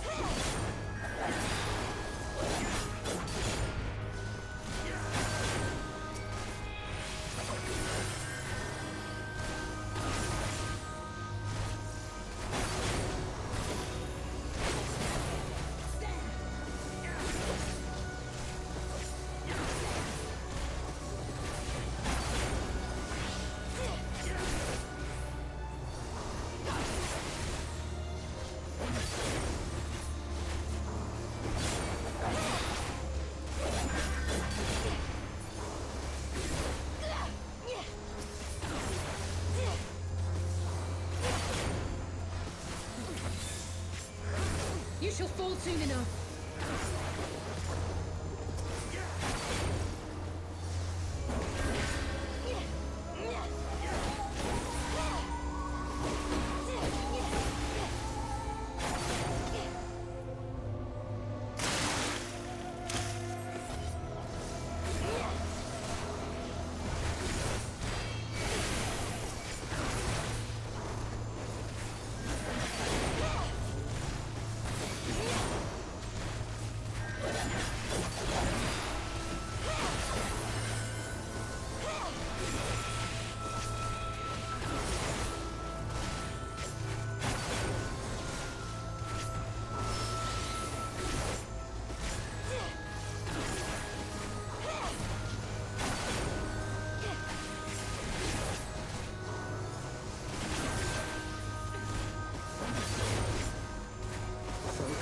Release!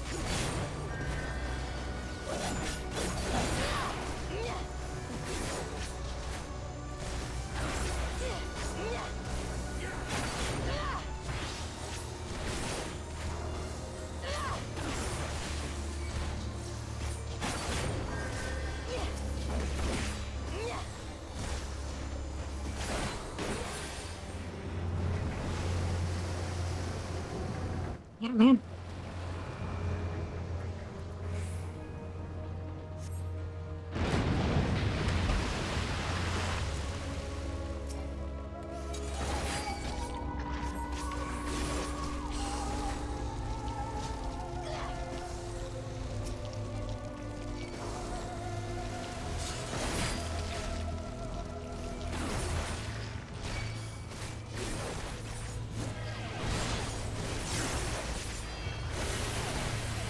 Oops.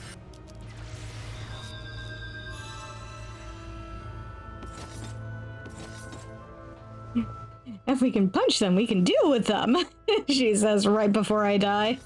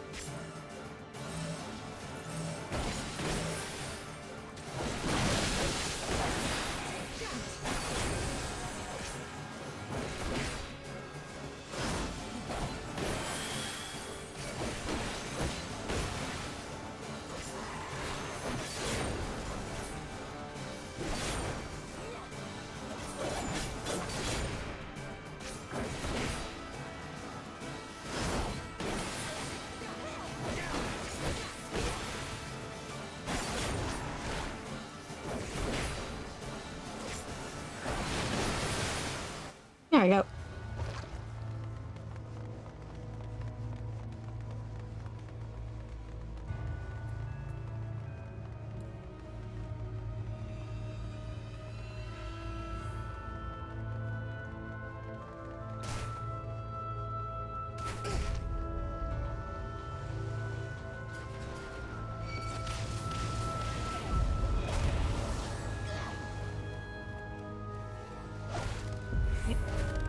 Come on.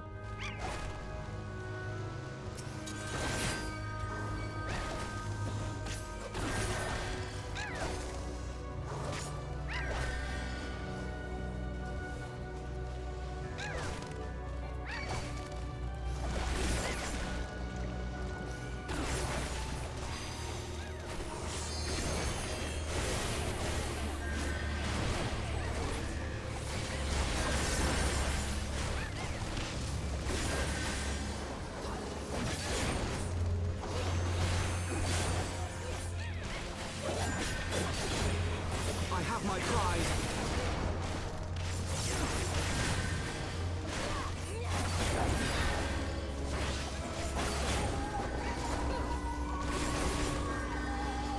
I have my pride.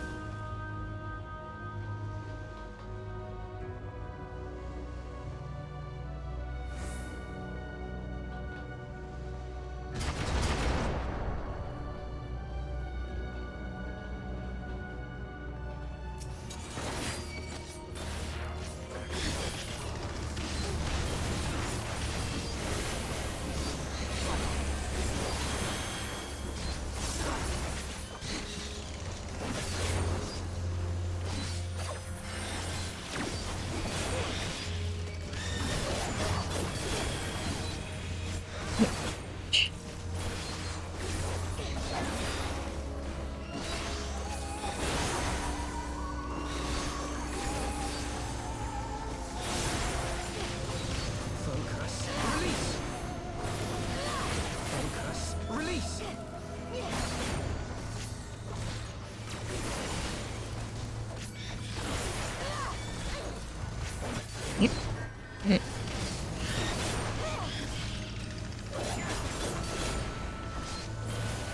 Oh, you gotta stick them so close together.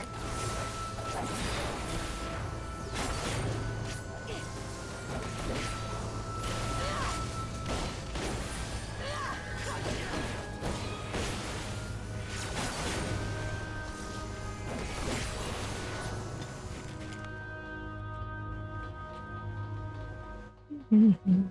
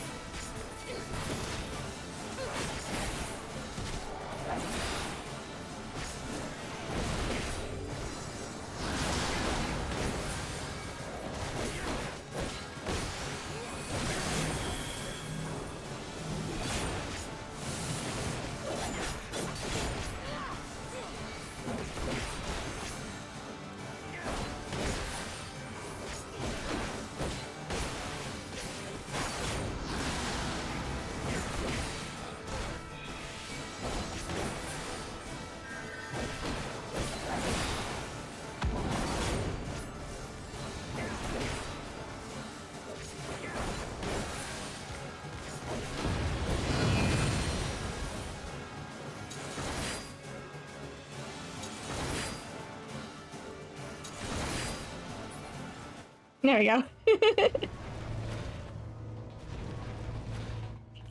Pot shots at him.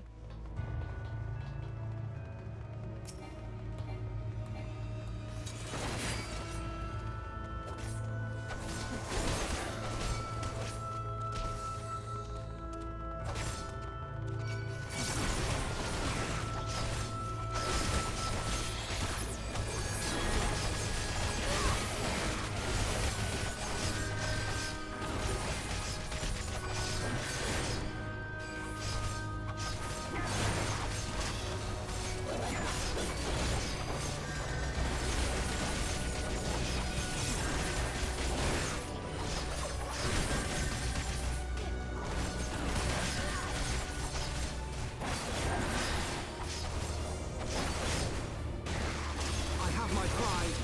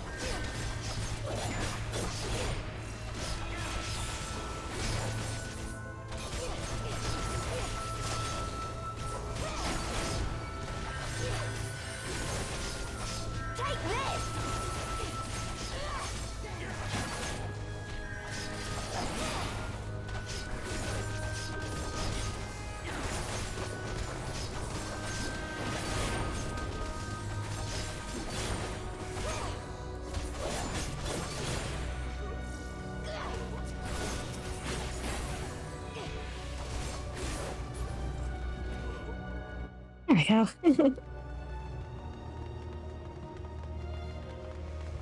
That wasn't dicey at all.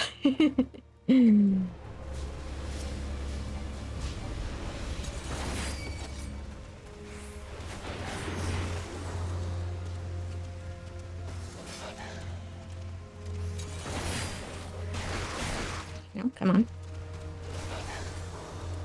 Keep running me.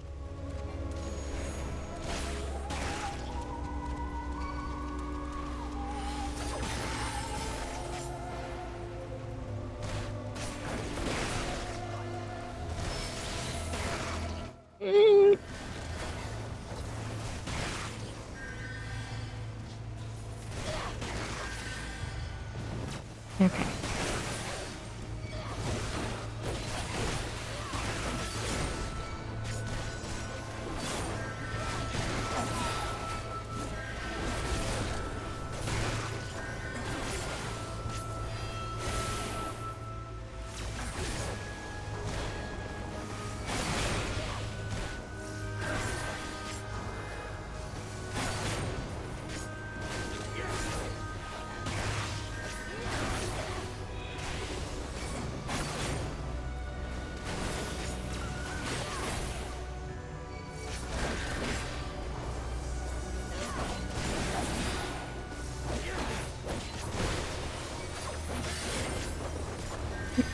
Yeah.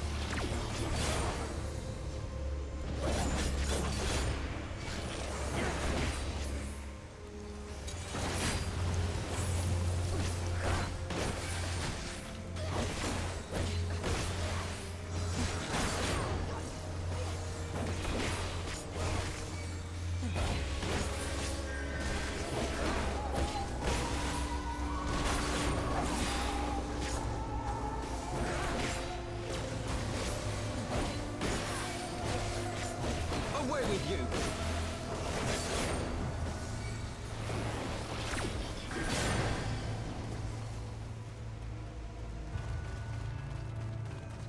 There we go.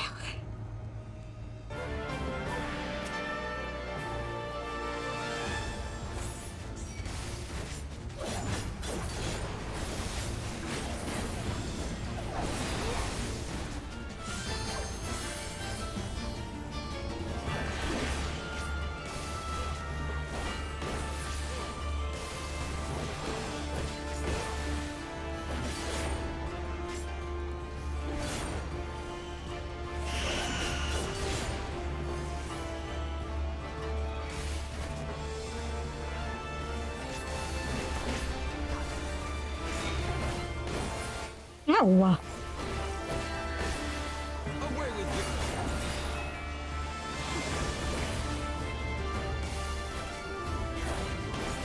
You shall fall soon enough.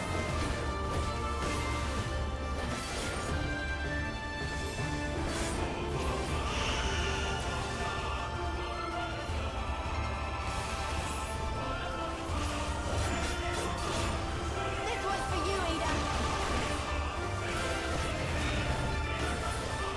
Ow! Take this!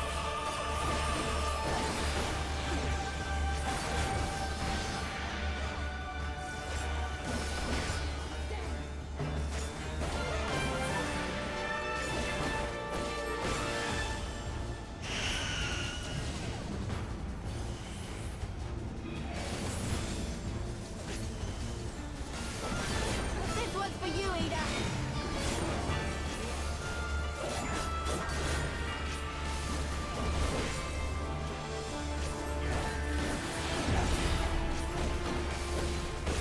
You shall fall soon enough.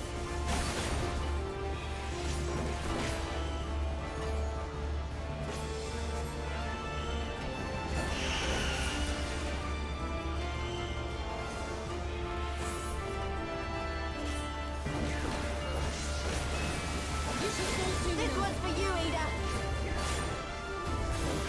Release.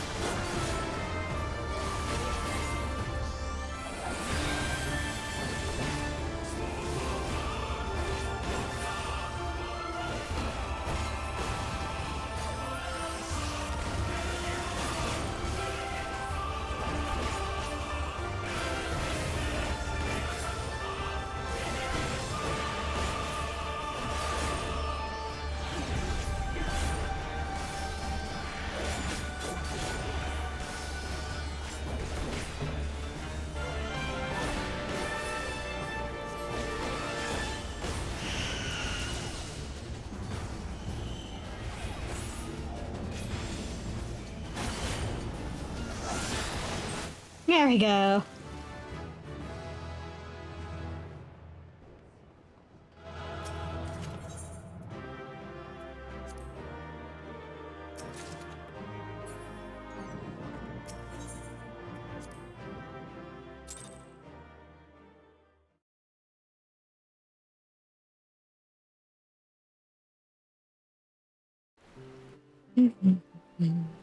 Oh, jeez, I have so much I need to,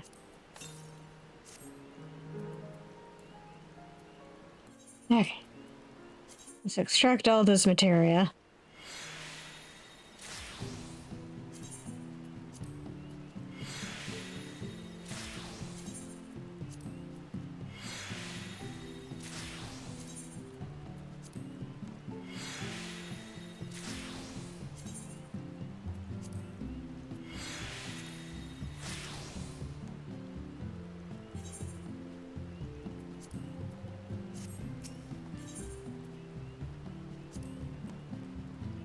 Let's mend my shit before I go, go work on my, next stage of this.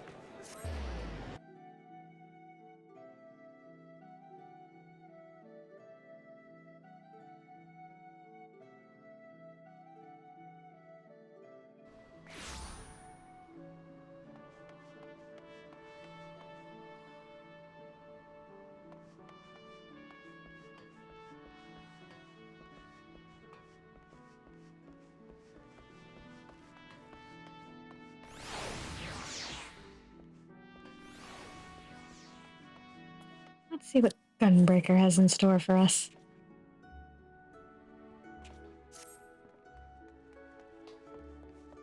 You'll be pleased to hear that the Yellow Jackets have offered us an assignment.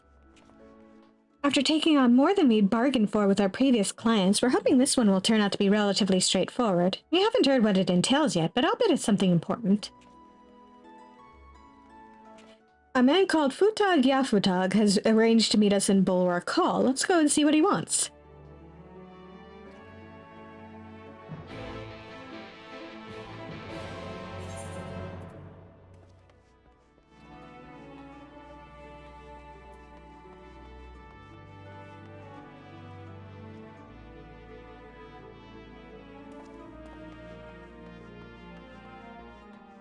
Right, there we go.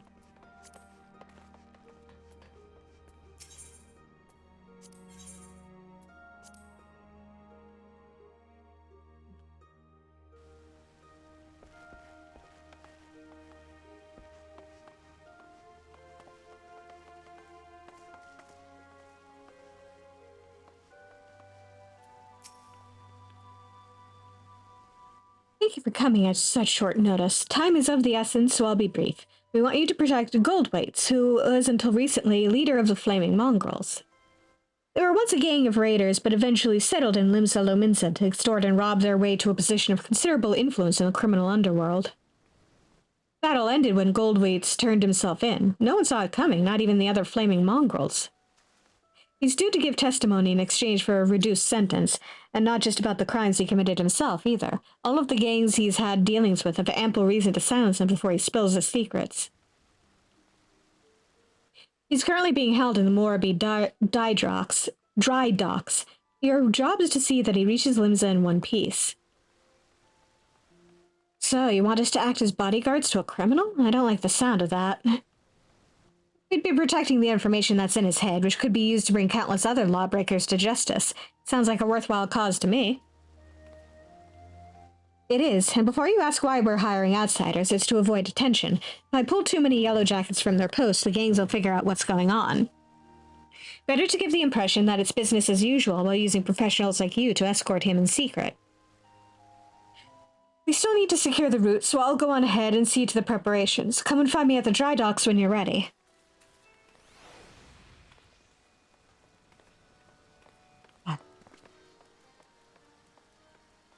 Before we begin, we should find out more about this Goldwaits. While it's important to place our trust in a client, I don't want to repeat the mistake we made last time.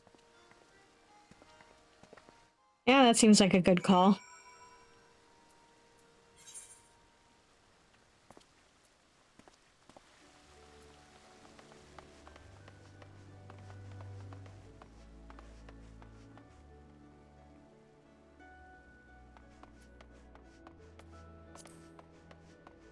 Oh, God.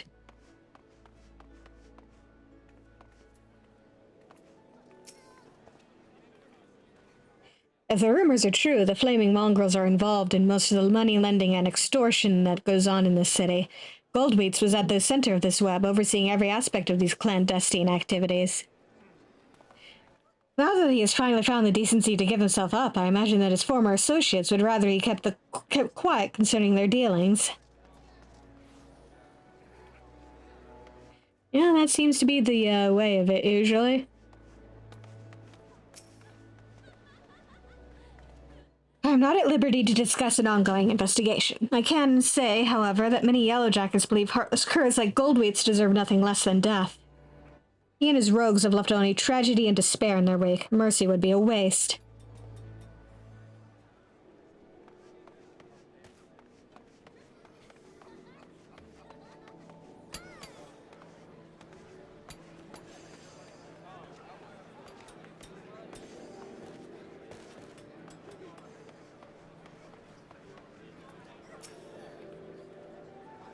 Oh yes, everybody has heard of the Flaming Mongrels. Their modus operandi is to offer loans, increase the interest to the extent that their mark has no hope of ever paying it back, and then forcing that poor soul to obey their every whim. Sound like pleasant folks, huh?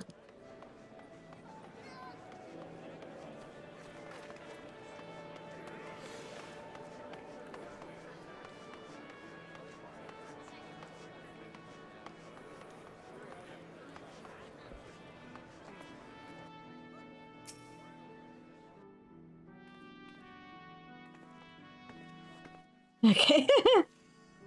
Did you hear anything useful?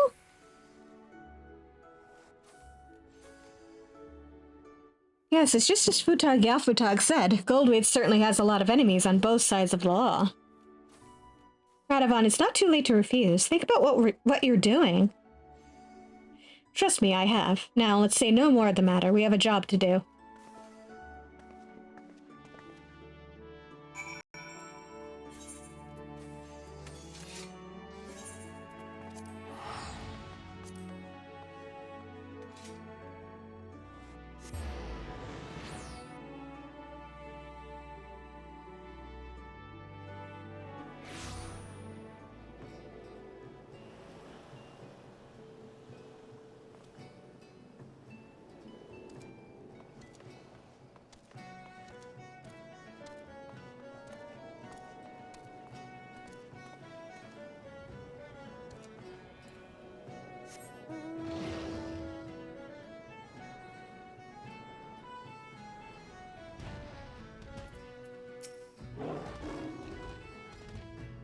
All set? Good, then it's time to bring out the prisoner.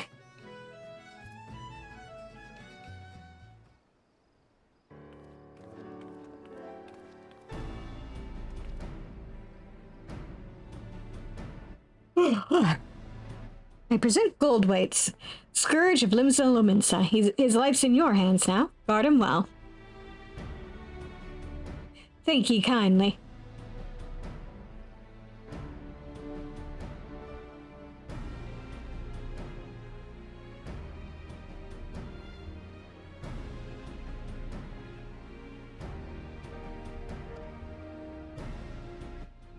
Are you sure you've got the right man?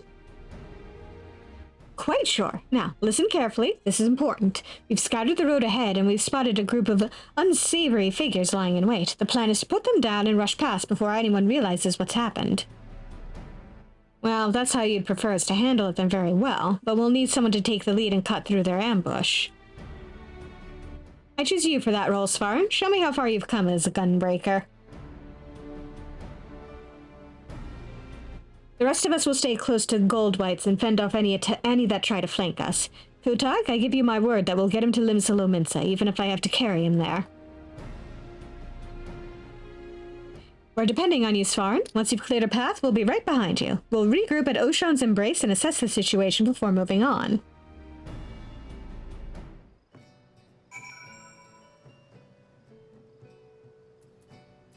There's absolutely going to be some sort of, twist to this. Appreciate what you're doing for me, lad. I'd go with you if I could, but my first responsibility is to keep Goldweights alive. Radovan's orders. Cutting a swath through enemy lines, striking where they're most vulnerable before they have a chance to counterattack? This is where gunbreakers excel. Don't push yourself too hard. If things take a turn for the worse, fall back. I'll be fine. Just ignore that I got my butt whooped by a bunch of wisps earlier. That was as a dancer, not a gunbreaker.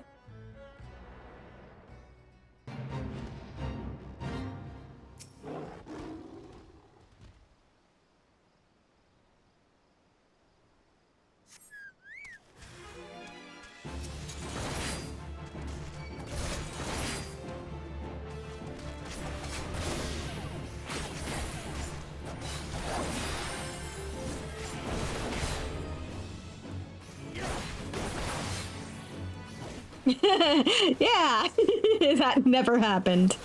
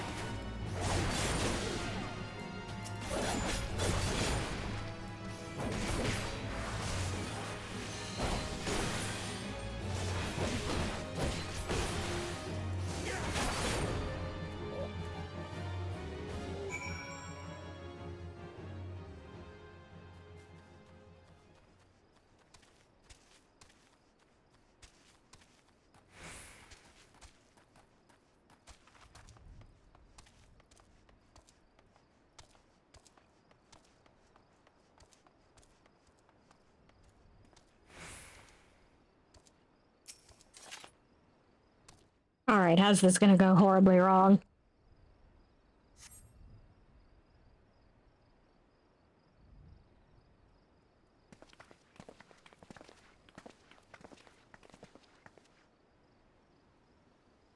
A pretty poor attempt at an ambush. Without the element of surprise, they're nothing. Yes, very impressive, but I'll save my thanks until we reach Limsa if you don't mind.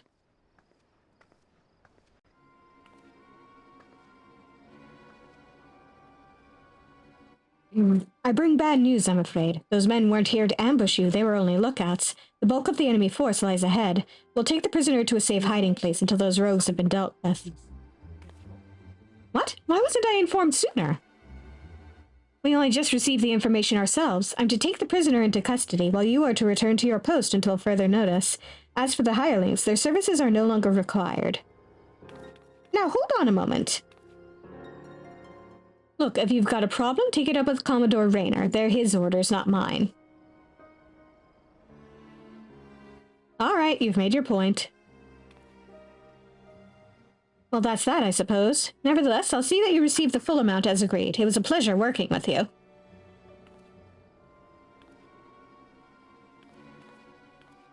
Something smells fishy.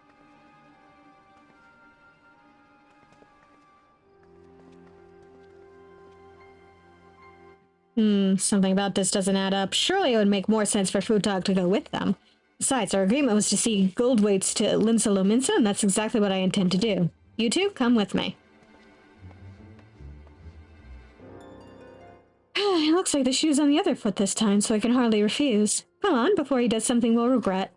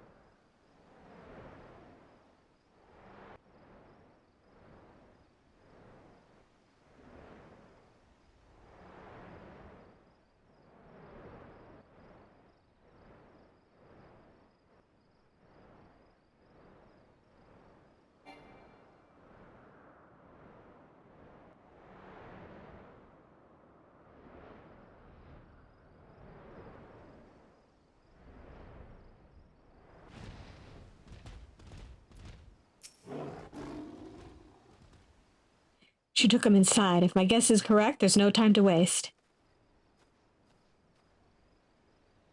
Nothing for it but to follow him, I suppose.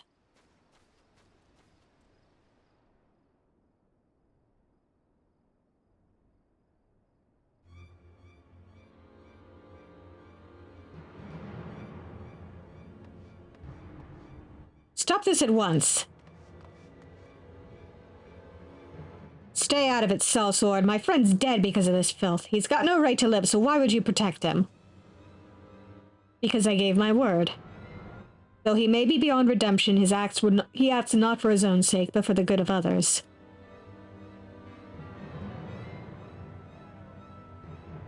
His testimony will make Limsa Lominsa a safer place.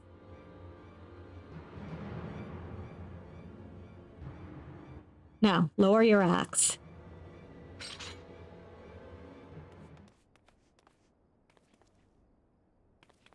Thank the 12 you got her when you did. It didn't take long for us to find out it was all a ruse, but by then she'd already bought enough time to carry out her plan. Luckily for us, the three of you weren't so easily duped. Of course, she's not the only yellow jacket to bear a grudge against Goldwhites, but I never thought any of us would go to such lengths. A fine bloody mess this is.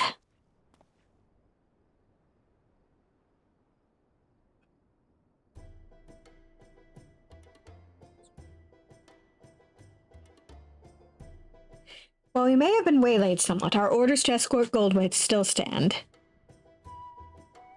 Before we go, I want to thank you for all you've done.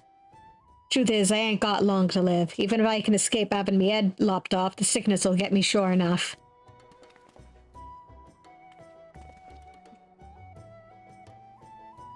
You could have lived out your days as one of the leading figures in the underworld, rich and powerful. What made you turn yourself in? Since afore I can remember, I've been cheating and killing to put food in me belly and gill in me pocket. And I was good at it, too. Worked me way to the top.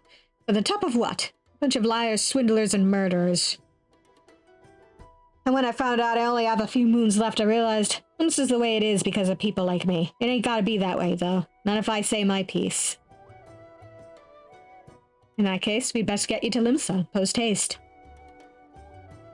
Aye, before I kick the bucket, lead the way.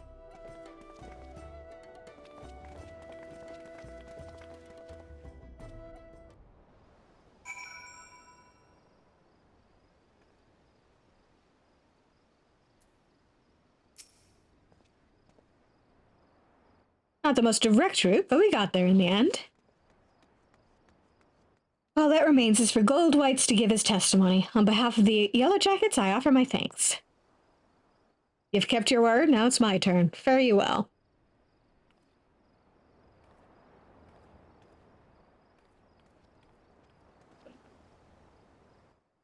Every city has its problems, this one more than most. It is high time we moved on. Seeing as we've been to Alamigo, Gridania, Ul'dah, and Zolominsa, that just leaves Ishgard. I don't exactly thrive in cold climates, though. Just get yourself a decent overcoat and you'll be fine. Well then, let's be off.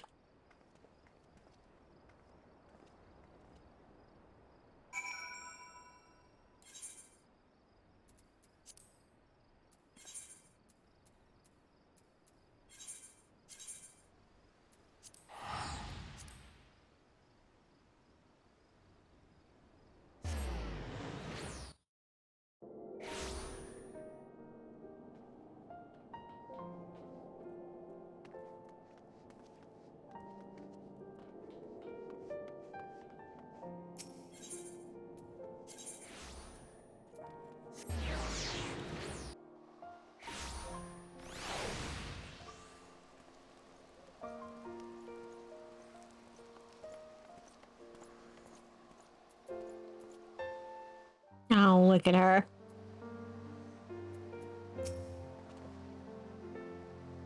I'll admit it's a fair bit colder than I was expecting. Not that it's anything to be concerned about. That's easy for you to say. You'll soon get used to it, I'm sure. Anyway, Svarin, it seems that instead of offering work via an adventurers guild, Ishgard's Temple Knights issue labs. Although there do not appear to be any clans in need of protection, it is only a matter of time before something comes our way. Until then, be sure not to let your skills or your gunplay to grow rusty.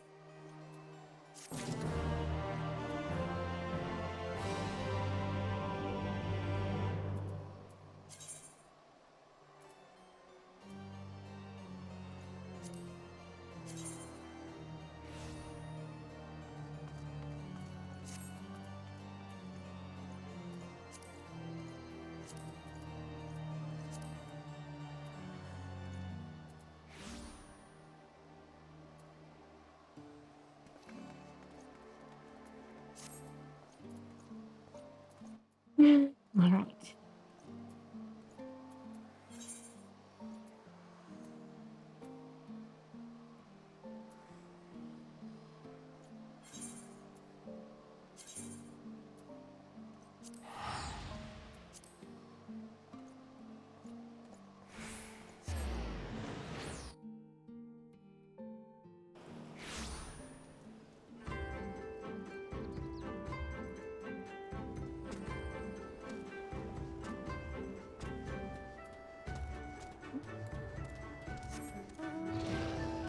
Mostly for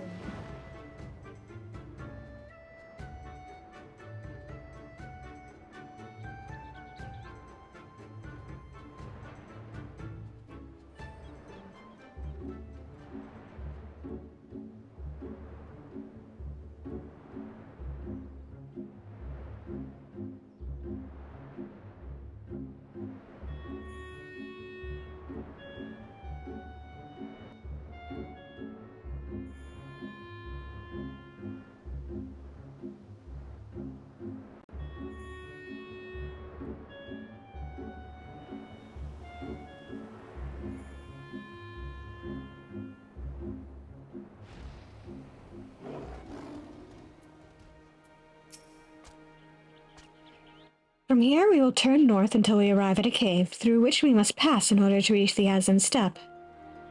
Lise and Kosetsu have already gone in ahead. We should carry on as well.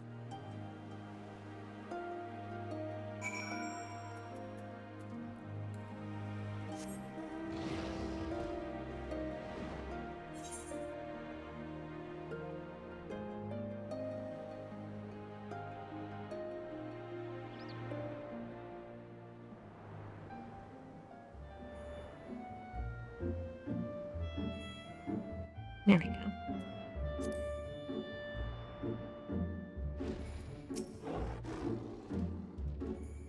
Ah, there you are. This is the cave. After you, Svarn.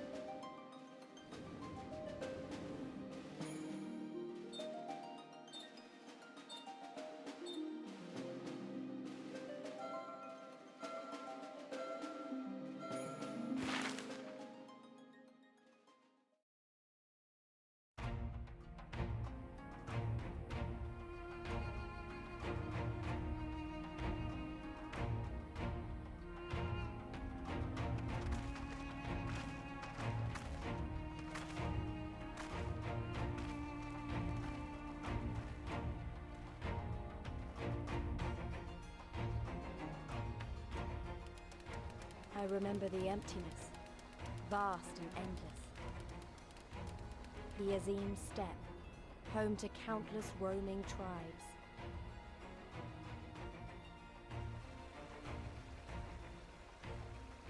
A sacred land, watched over by elder gods.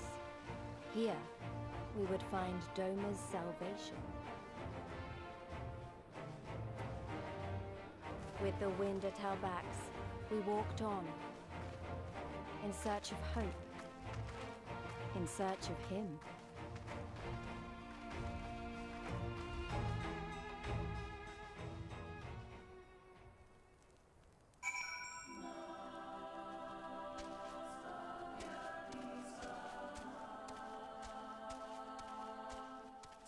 That was the only thing.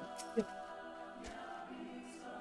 I give you the Azim steppe, Svarn, though I should say that this is but one small portion of it. Despite their close proximity, Domans rarely venture this far north.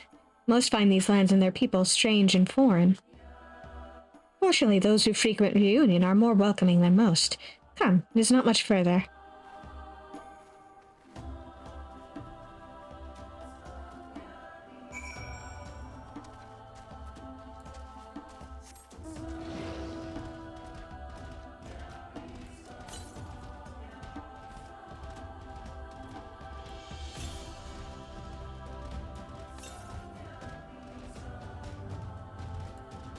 Ah, there it is.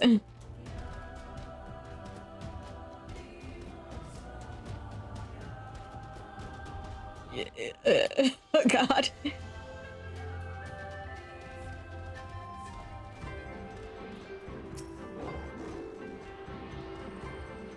Reduced to like 1 frame a second.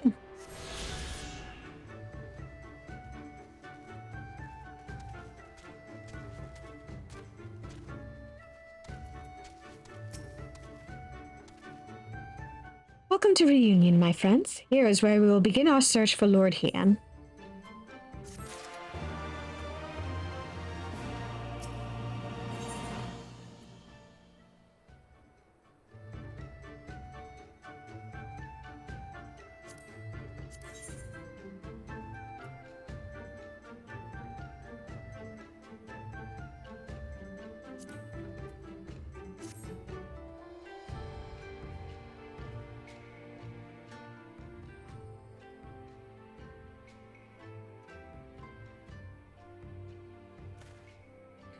When last I spoke with Lord Hien, he said he spent much time in these markets. I'd hoped we might find him here today, but alas.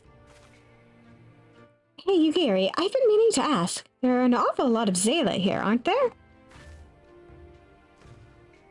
Oh, I assumed you knew. The XIV steppe has been home to the nomadic tribes of the Zayla since antiquity. More than 50 roam these lands, and though they do not constitute a nation, there's a hierarchy of sorts, determined through ritual combat.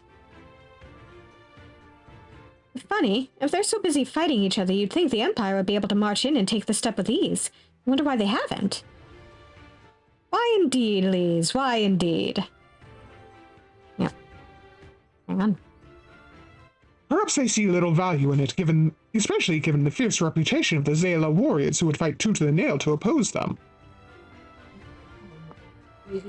These lands were not made for men. The soil is thin and the weather unforgiving.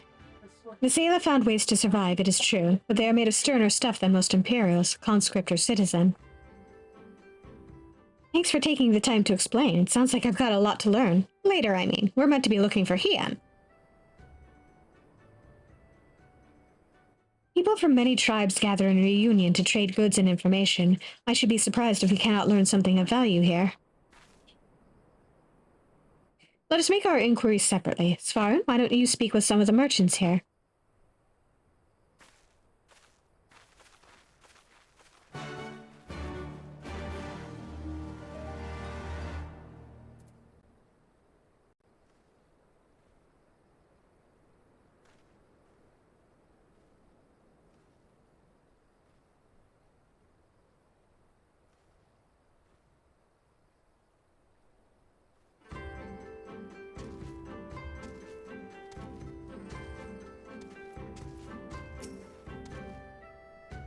Booze, fresh booze, your choice of lamb or zo, guaranteed to satisfy. How many will you have, sir? Eh, a doman? Unless another Dazkar is keeping him in her yurt, he's not here. More fool her if she took a doman for a husband. But enough about domans, let's speak of booze instead. You cannot come to the Azim steppe and not sample this most traditional of delicacies.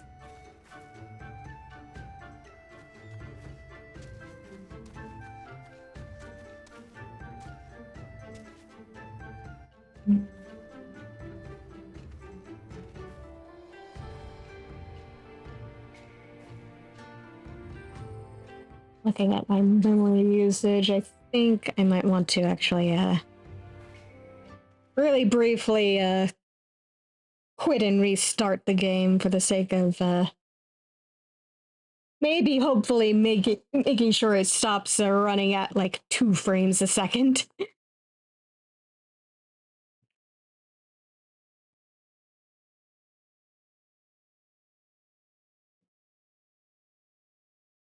Free up some memory for it to gobble up again.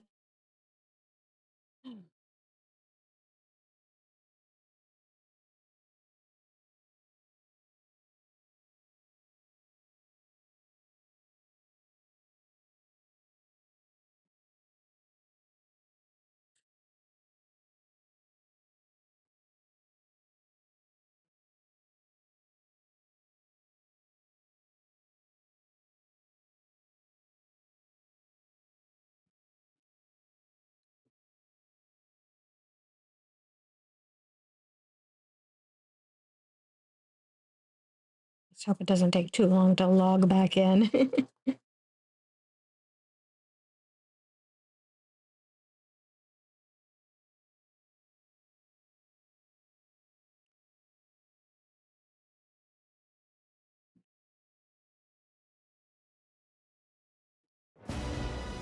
Let's think of showing the title screen real quick.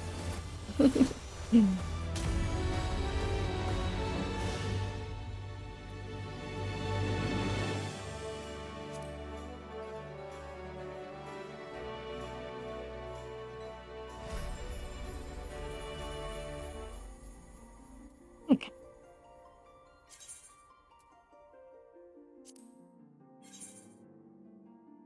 Let's hop back in. Yep. Title screen's real pretty. Right?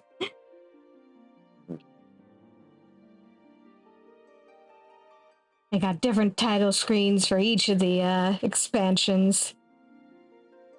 And the base game, of course. Obviously, that's the title screen for the most recent expansion of Dawn Trail. It'll be a while before we get that far, I think. There we go.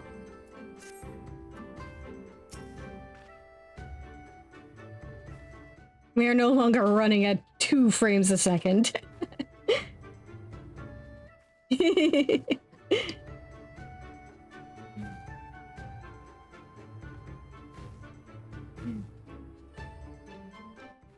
Maybe I'll duck out more often to show off the title screen. What fortune you have to come hither at this time. Freshly slaughtered, every cut available on request. Organs too, hearts, livers, brains, or a brace of blood sausages if you desire only a snack. Right? A doman? Poor meat they make, domans. I jest. I did see a young mole in the company of one some few days ago.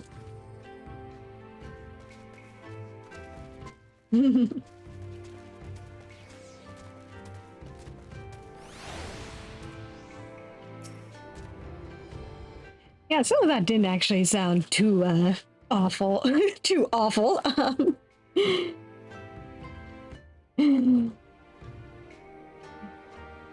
don't think I've ever actually had awful before. Never even had, like, liver. Roasted fish with pumpkin, an exotic foreign delicacy, cooked to perfection, beloved without the step. Come. You seek domins? Then you are come to the wrong place, my friend. Delicious as my foodstuffs are, they find little favor with those from the south. Now, if it were Goro you were looking for, on the other hand, then I might be able to help you. They flock to my stall.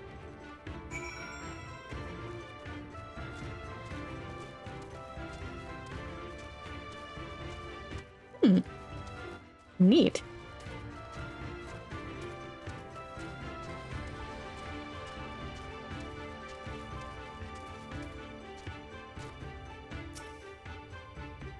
I have brought you a new brush, my beloved, so smooth and silky your mane shall be, the envy of every other man.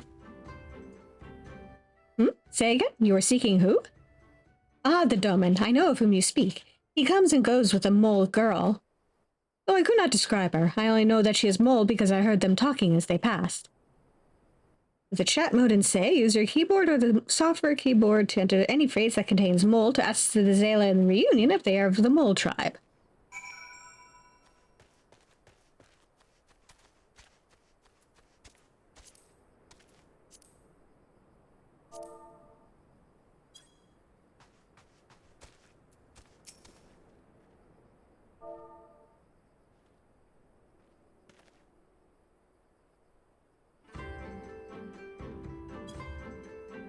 You take me for a mole? I am Oronir. Compare me not with one so weak and lowly.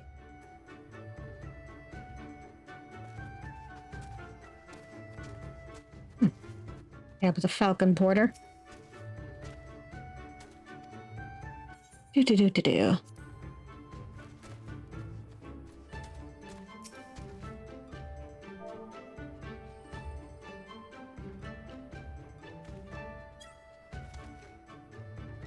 I am Ura, if you must know. Come down from the mountains in the north, if there is nothing else.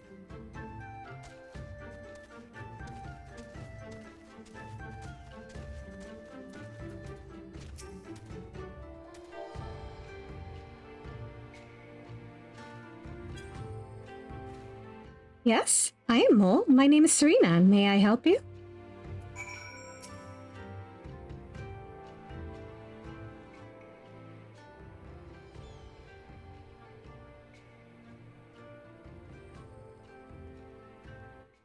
Oh, I see. You're looking for Hien. In that case... How urgent this business must be to leave our conversation unfinished. The Kinsai, will you buy it? There's but one bundle left. If not, then... I will, though I had not thought to pay so high a price. It is a bargain for which you should be grateful. If you lack the coin, then the fault is your own, and you will leave with nothing. Please, I must have the Kinsai. The gods themselves requested it. We are bound to their will.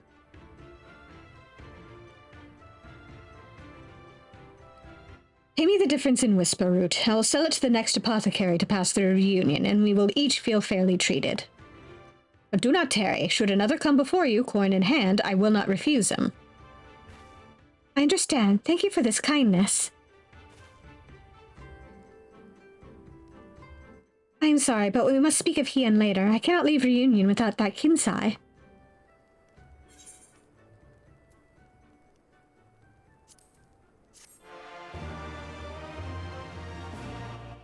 Right?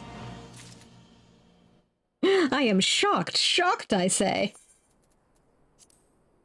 That's how you can tell this is a fantasy world. Right?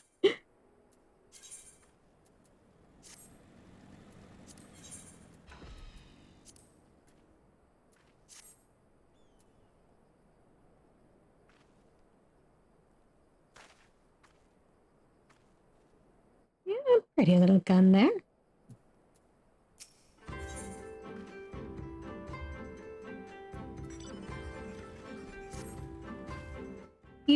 You want to help me? Is that it? I do not know what to say. Thank you, Svarin. Thank you.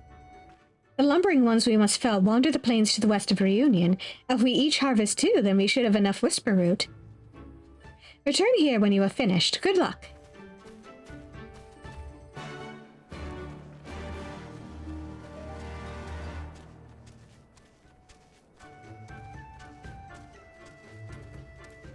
Let's see. Okay.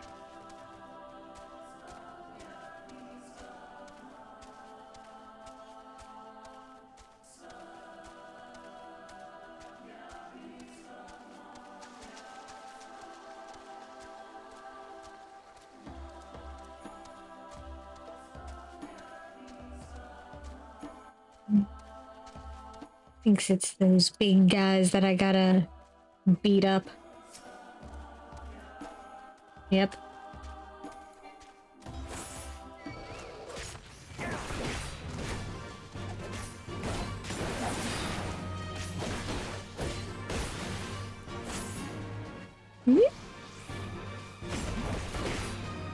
Wrong button.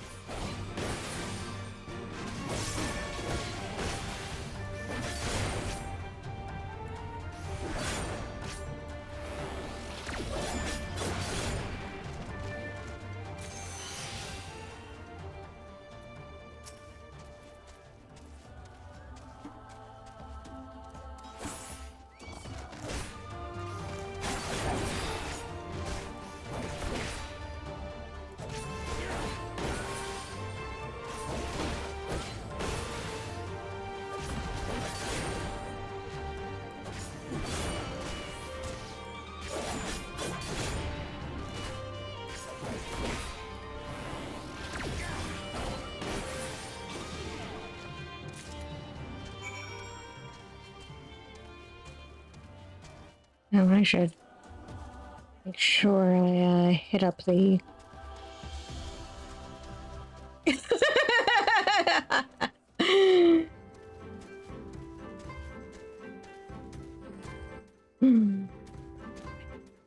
Their name is just Step Asshole.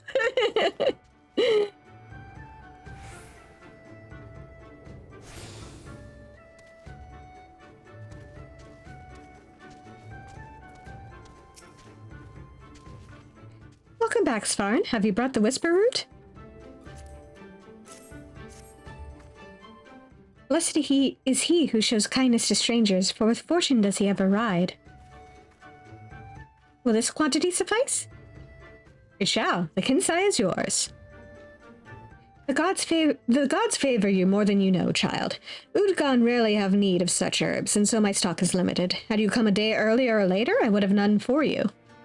Perhaps the gods guided me here as they guided grandmother, as they guided this man from the west.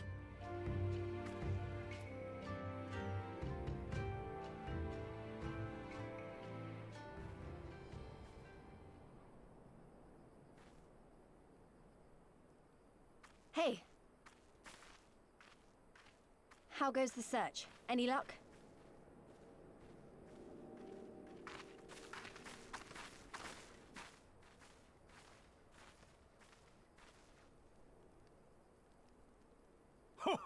What fortune to meet a friend of the young master.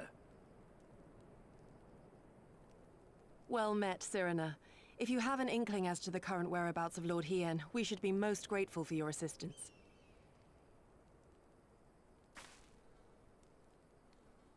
Oh, please! It is I who should be grateful.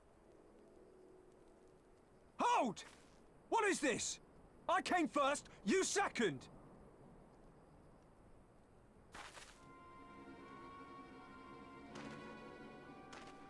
Know you to whom you speak? All people of the steppe should.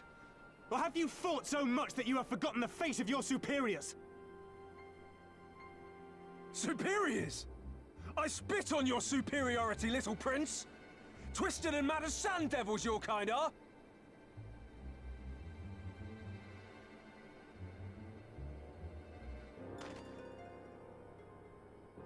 Those two don't seem to like each other very much. Those boys are of the Oronir and Dothal, the two strongest tribes. The children of Azim are destined to rule, so they declare to all who will listen. Their word is law, for now. Grand, flamboyant fighters, but deadly, very deadly. He prances as a horse, as do his brothers after their many recent victories. The Undying ones too are strong, fearless, and vicious. They often reigned in the past. Now they are sorely tested.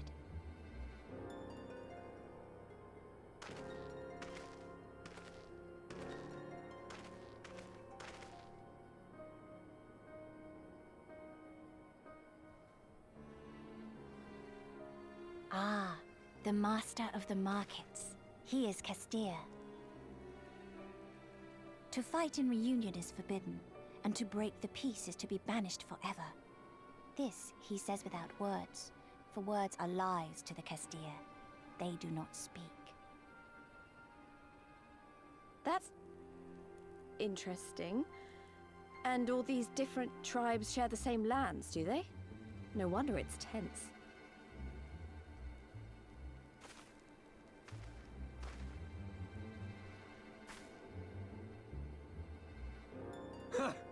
I shall look for you on the field at the Nardum. Mark my words! As shall I. Mayhap I shall take 11 more Dothal heads to make a dozen with yours. I look forward to the day.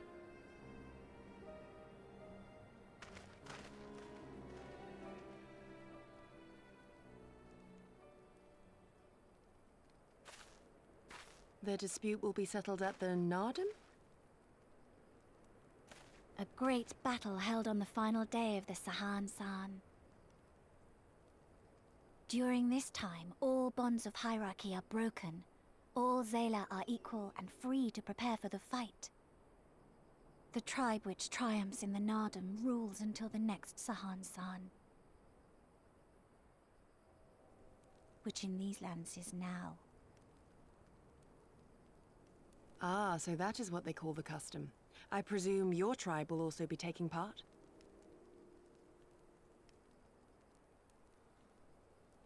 Not all seek the Dawn Throne. Some are satisfied with their lot. Others, like the Castir, have reason to remain neutral. Them all are lambs among wolves. Long were we content to remain apart and live quietly, but...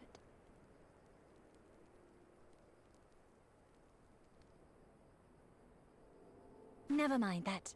You seek Hien, yes? I know where he may be.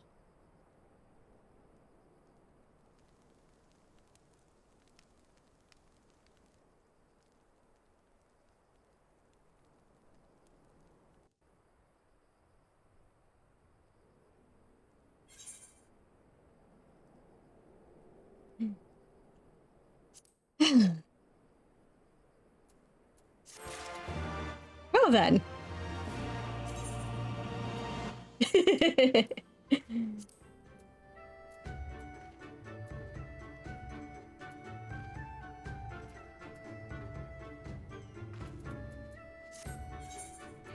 Now, we've seen what happens with theocracies. We are not doing that.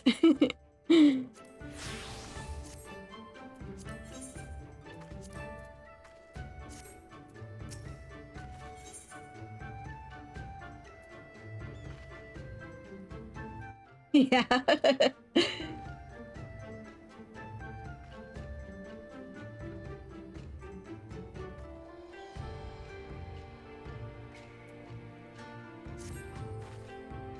Long ago, my grandmother, having received a vision from the gods, bade me go forth into the southern mountains. It was there that I found Hien, near death from many wounds. I brought him to our village, and there we nursed him back to health. Afterwards, he chose to remain, that he might repay us for our kindness. Yeomen set much store by honor and shame, so at first I did not question it. Excuse me, if I could see your map for a moment. Who's driving a car through the town?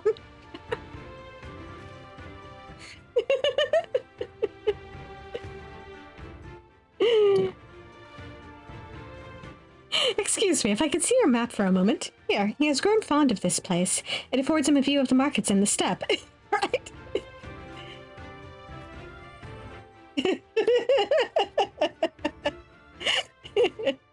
I mean, I have an idea of where that car must have come from, but...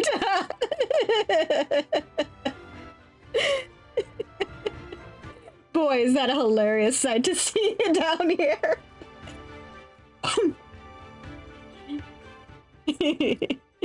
Yes, the future in more than one sense. I would accompany you, but I must return to our village to prepare my grandmother's meal. Thank you again for your assistance. Our long-awaited reunion is at hand. Come, my friends, let us go and greet our lord and master.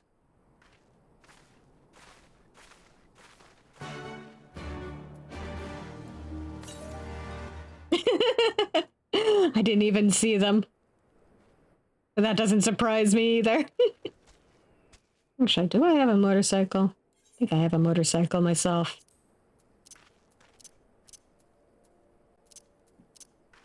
Yes, I do.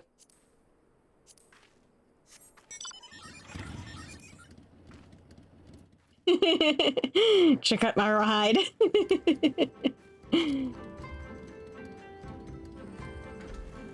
I'd show off its flight capabilities, but alas, I can't fly here yet.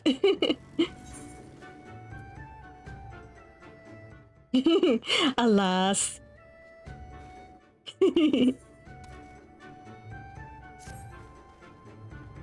Hello, traveler. As it happens, some of the local Kestiri merchants have been dealing with a problem involving your kind of late.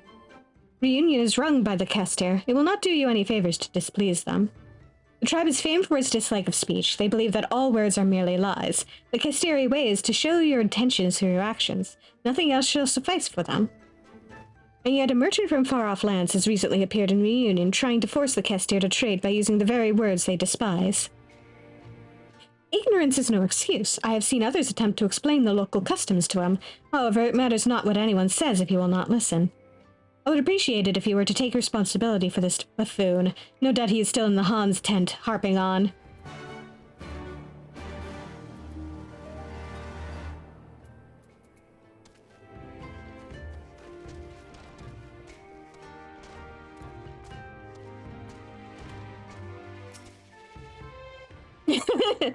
Alas, there are no windows to defenestrate him through. I don't suppose you'd fancy taking part in this conversation anytime soon, would you? If I've done something to displease you, you need only tell me what... And just who would you happen to be? If you're here to trade, then you'll have to wait your turn. I arrived first.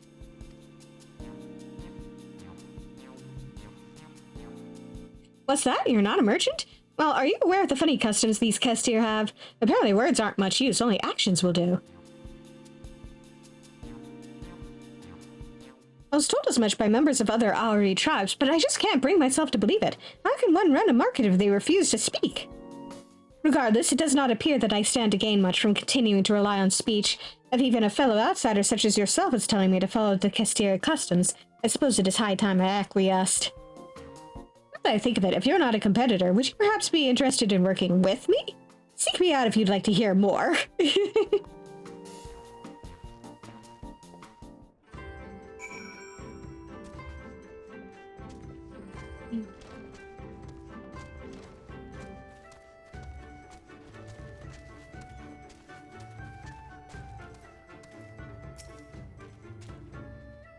It's been an eternity since I last had the chance to talk with a fellow traveler. The name's Gascott. I belong to the East Aldenar Trading Company, and I've been stationed in the Far East for a while now. Yeah, I guess so. I used to work at our Kugane office until a short while ago. Word has it won't be long before Doma fully escapes the Empire's grasp. Very few merchants are going to pass up such a good opportunity to trade with a newly independent nation. I've always been a pioneer myself and decided that I would make certain I was the first to explore this new potential trade partner. I brought bags full of foreign goods to impress the locals with.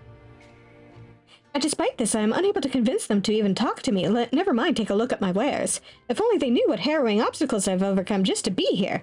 Countless levies paid to pirates, daring escapes from fearsome bandits and beasts. I could go on forever. And what is my reward? The icy stare of a Kastiri woman. Until today, I never met a lady that thought me anything but a charming gent. Clearly you have been aiming for the low-hanging fruit, my good sir. As it seems I alone am not up to this task, I wish to ask for your aid, knowledgeable adventurer. If you help me convince them to trade, I promise you untold discounts on everything I have for sale.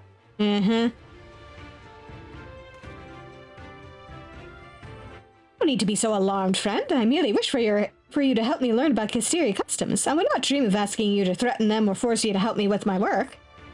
Their culture is unlike anything I have encountered thus far. If I am to get anywhere, I must study all of the customs and deities that govern their day-to-day lives. Only then do I stand a chance of convincing them to trade. This information shall doubtless be equally valuable to you on your travels. Why, if I weren't such a humble man, I would demand you show your gratitude to me for giving you this opportunity. My guy, I'm the one giving you an opportunity. An opportunity to stop being a dumbass. I was gonna check something. I've completely forgotten what it was. Oh, right. I was gonna feed my bird.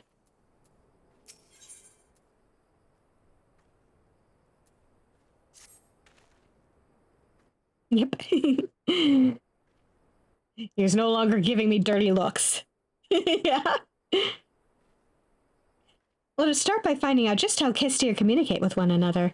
If we cannot learn this much, then there's not much point in being here. It is to this end that I would have you ask the locals about their customs. Of course, I too shall try asking, though I fear I may have already gained an unfavorable reputation with the locals. I can't even begin to think why. You, sir, are an idiot.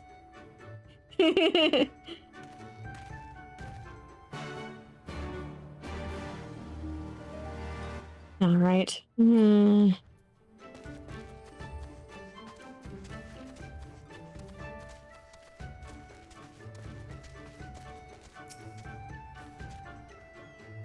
If you wish to understand the Kestir, you should start by considering why this area was named Reunion. Oh yeah, that's Cloud of Darkness, or Puff of Darkness, I should say. I switched to her for now because, you know, look at how cute she is when she's sitting on your shoulder. Got a little shoulder buddy. The Zayla tribes constantly fight with one another. However, whilst they are in reunion, all conflict is prohibited.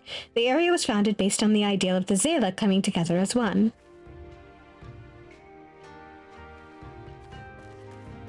Oh, that makes sense. Can't conduct business if everybody's trying to kill each other.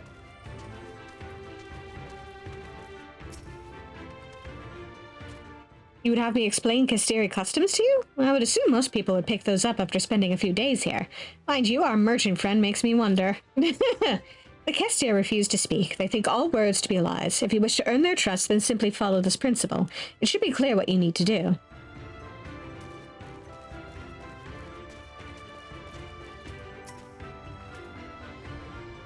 Are you up in Gascott? Quite a handful, isn't he? He's not doing his fellow outsiders any favors, of that you can be certain.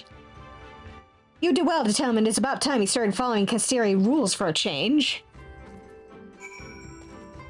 When in Rome, do as the Romans do. You'd think this dumbass would have figured that out by now, but no. It's not just the Kestir, all the bloody Zayla in this place hardly speak. Well, they're quite good at staring, I must say. Did you fare any better? We're supposed to show our intentions through actions, you say? Yeah, so our reliance on speech is something we should all endeavor to avoid. Then there's truly only one thing for it. We gain their trust by showing them we come in peace. Yes, I shall greet all those in reunion and show that I only want to be their friend. Here's an idea. Why don't you go and greet Kotoda first? She's the one we really have to convince, after all. Right? What have you gotten us into, sir?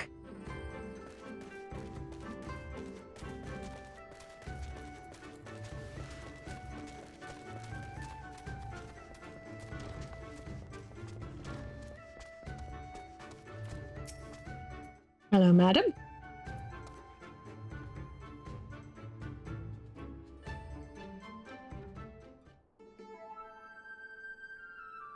Kotoda seems unsure how to react to your gesture. You wonder how to proceed.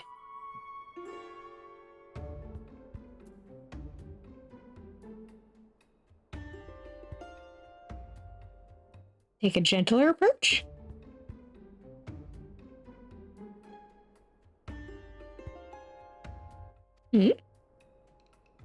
Kotoda is unsure how to perceive your actions. You wonder how best to communicate your intentions.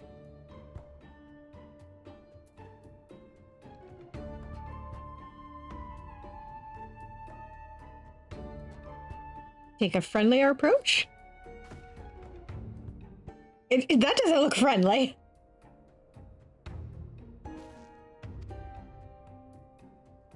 Kotoda chuckles to herself. It seems all is forgiven and that you have earned her trust. Oh, fancy seeing you here, Kotoda. Allow me to show you just how friendly I am. Behold, the bomb dance of Kugane. Come on now, do not be shy. Let us all get to know each other. Why do you stare at me so?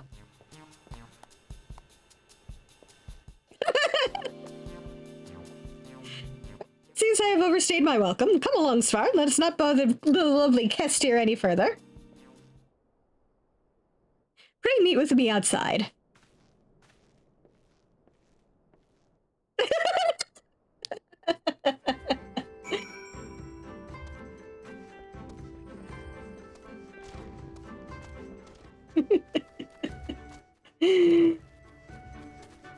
Some things do not need words to be conveyed. Sir, you are still an idiot. I'm ever the optimist, but even I would struggle to say that went according to plan.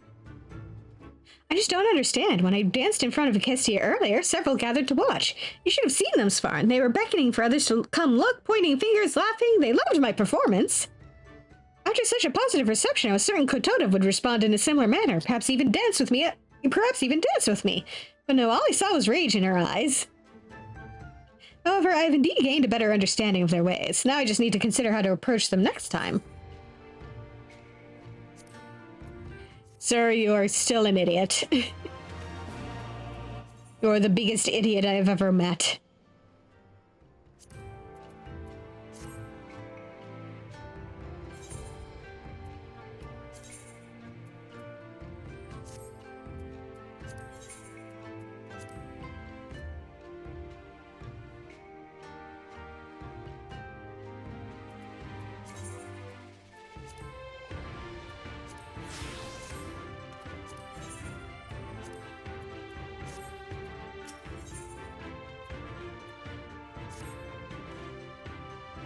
In consideration of the fact that showing my enthusiasm through dance had little effect, I suggest we consider a new approach. What's this wee shit? Instead of approaching the Kestir directly, we focus on improving my reputation with the other tribes. As I have previously mentioned, I brought countless goods with me from faraway lands, the likes of which the Zayla have never seen. If I advertise these wares in reunion, there will be crowds begging to trade with me in no time. Would you be up to the task of promoting my goods to those that have only just arrived in reunion? I shall focus on the group that enjoyed my bomb dance performance. No doubt they are eager to see me again.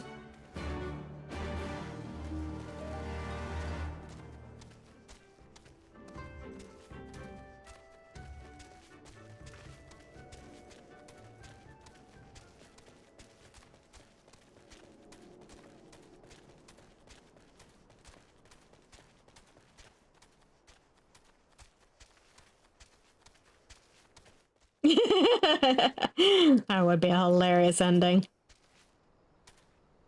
You say that there's a merchant about selling weapons from foreign lands? Interesting indeed. But why did you think to tell me of this fact? I mean, you look like a warrior. The poor man's been denied permission to trade in Reunion? Well, I can certainly see why they'd turn him away if that's what he's selling. Though that works well for me. That is to say, he has my deepest sympathies. We Kestia are skilled hunters, certainly the most capable of all the Zayla tribes. We fully understand the importance of weaponry. I, for one, would certainly like to see your friend given permission to trade. In fact, I'll even give him some advice on how to plead his cause. While I'm talking with the merchant, I would advise you continue your efforts to win over the Kestir. Something you may wish to keep in mind, the Kestir are always in need of oil to keep the lanterns lit in Reunion. Slay a step Gidon and bring back a lump of its fat. The Kestir are sure to appreciate the gesture. In the meantime, I will tell your friend all about trading in Reunion. I shall see to it he knows absolutely everything. Oh, yes. I am concerned. Yeah, please don't kill him.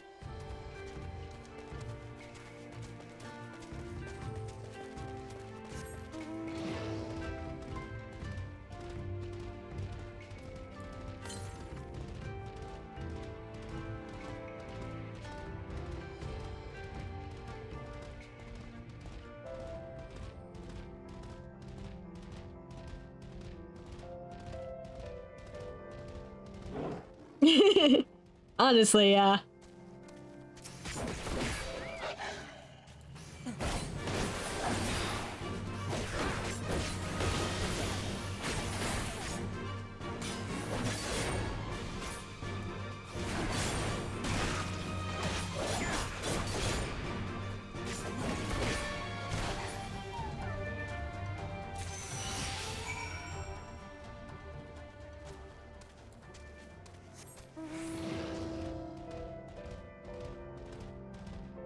Man, I love being able to summon a mount on the go.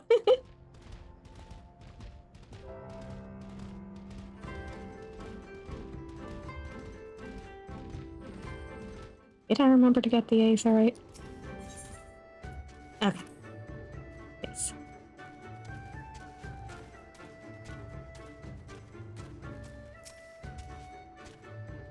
Hello again, Svar. Jabé has told me everything. I hear you're going to procure some beast fat? Already procured. Excellent. Let us present this to the Kestir as Jabé suggested and earn their trust. A wise decision. You would do well to follow my advice if you wish to trade here. What did we talk about, you ask? Nothing especially interesting. He merely gave me some guidance as to how I could secure permission to trade here. Speaking of which, thank you for gathering this Step Gadon fat. Could you give it to Kotoda for me? There's something else that requires my attention. Are you sure you don't want to come with me? So she can know that, you know, you're helping out.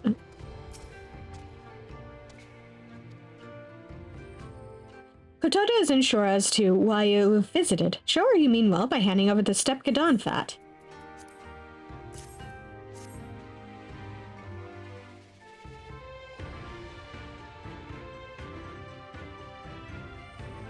Huh?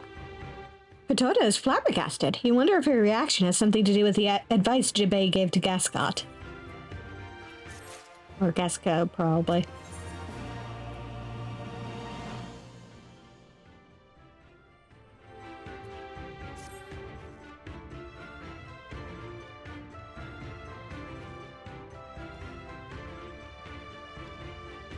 Kotoda gives the sticky animal fat back to you. It seems she wants you to talk with Reunion's Han about what Jabé said to Gasco.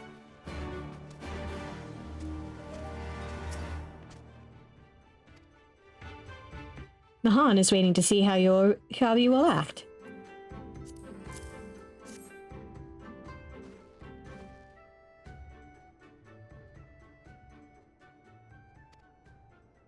The Han gazes upon you as if he is staring into your very soul. It seems he wishes you to grant him your succor. How will you respond?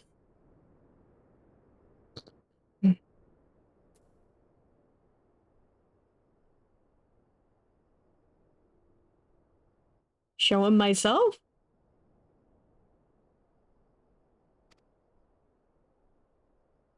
The Han stares at you unblinking. It seems you have earned his trust.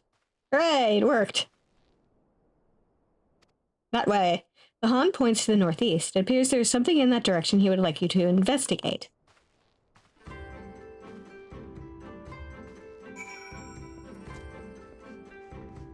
All right.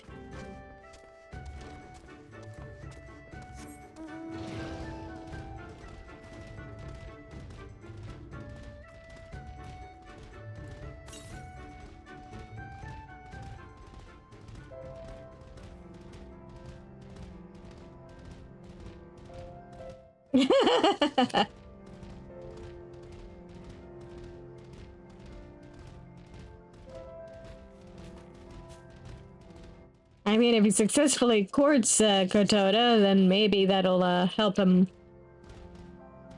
Help him. Help him. Come on, let me up.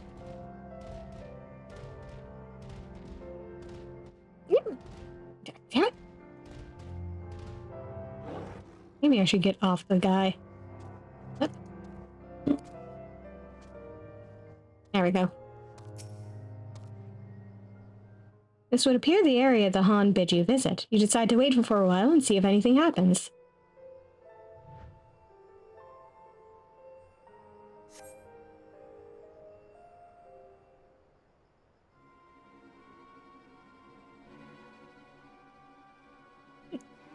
Boots are pretty much glowing.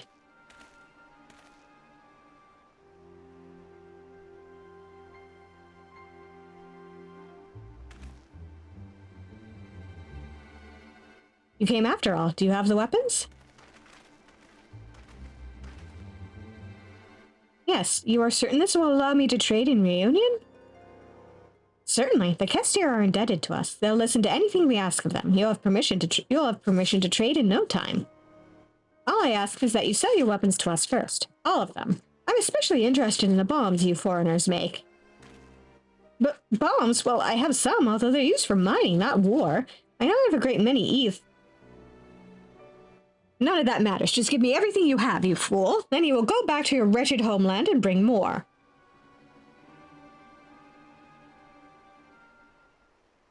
Are you positive you have been telling me the truth this whole time? When Svarin and I talked to the Aura in Reunion, we were told everyone there was equal and at peace, yet you would monopolize all the weapons I have for sale. You also claim the Kestir will listen to anything you say, but I know full well they do not listen to anyone. Seems I was wrong to call you a fool earlier. You have a fair bit of knowledge beneath that thick skull of yours, I see. Now you've caught on to my plan, there's no reason to continue the ruse. We need your bombs to become the dominant tribe. Now hand them over, you cur. Right.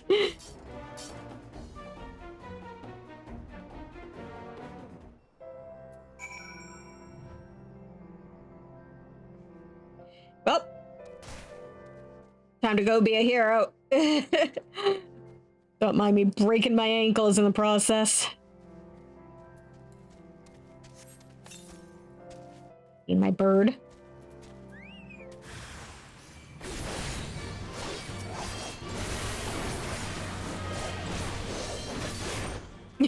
Right?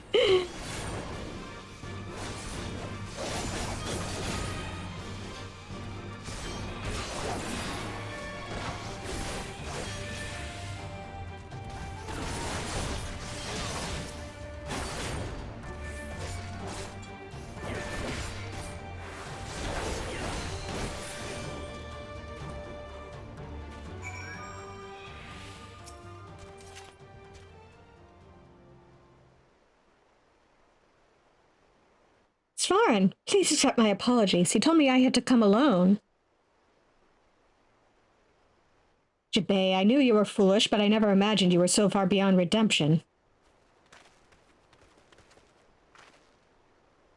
I'm sorry we had to involve you in this adventure. However, your efforts have helped us save Reunion from great harm.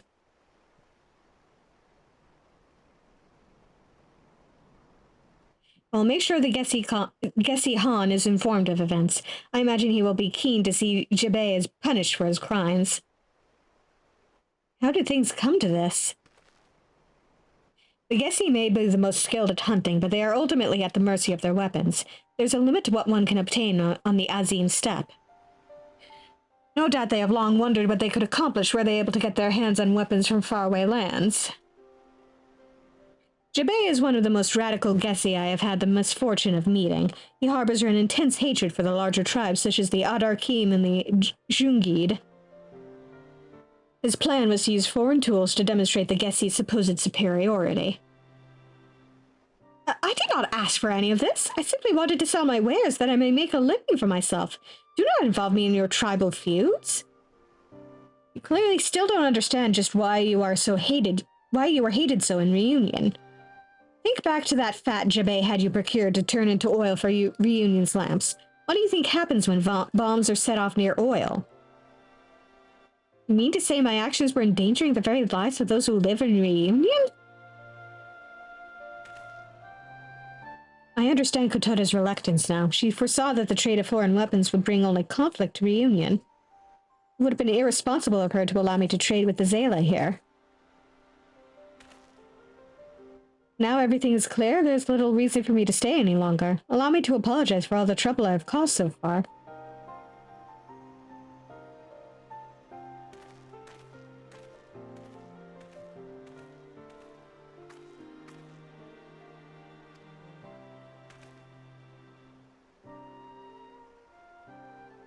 You are handed a vellum covered with Kesteri markings.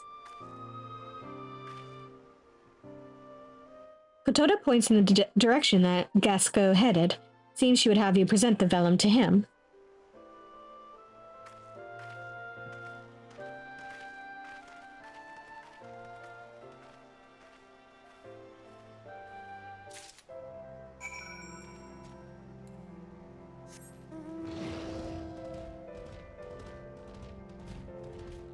Maybe he's not a complete lost cause.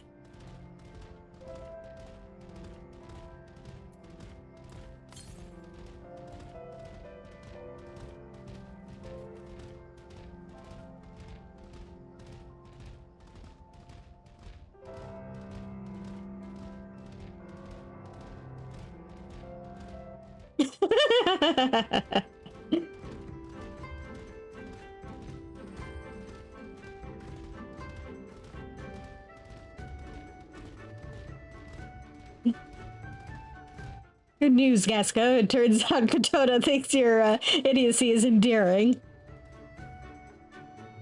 Ah, Svarin, I just finished saying farewell to that group of Bomb Dance fans.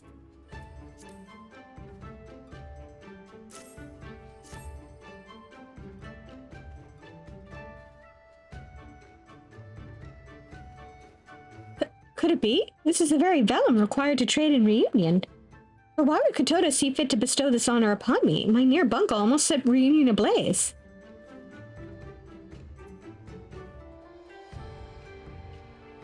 Because you acknowledged your mistake and you recognize what the problem is. Ah yes, I foolishly thought that my wares would enrich their lives while knowing nothing of their culture and customs. It's obvious to me now why they place their faith in actions. Their gestures made me feel genuine joy for the first time in a long while. And whilst I would love nothing more than to begin trading right away, I must make one more trip back to our office in Kugane first. I need to have a good think about what I should sell here. I'm inclined to believe food, spices, and seeds of plants suited to the local climate would go down well. I'm sure Kotoda would appreciate such goods being traded in Reunion. I will return as soon as I am ready. This region is so different to anywhere I've been, and that is precisely what makes it fascinating. However, there are still countless people out there who have no understanding of its culture, just like me when I first arrived here. What's more, if traders such as myself descend upon Reunion in droves, the Kestir will doubtless struggle to keep them under control. That is why I must return, to give back to this land that has taught me so much. I owe a great debt both to the Kestir and to you, Svarin. I truly hope I see you again in Reunion someday.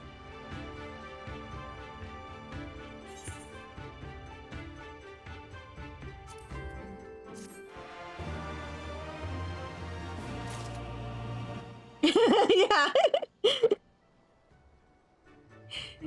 Maybe someday he'll actually reach average level.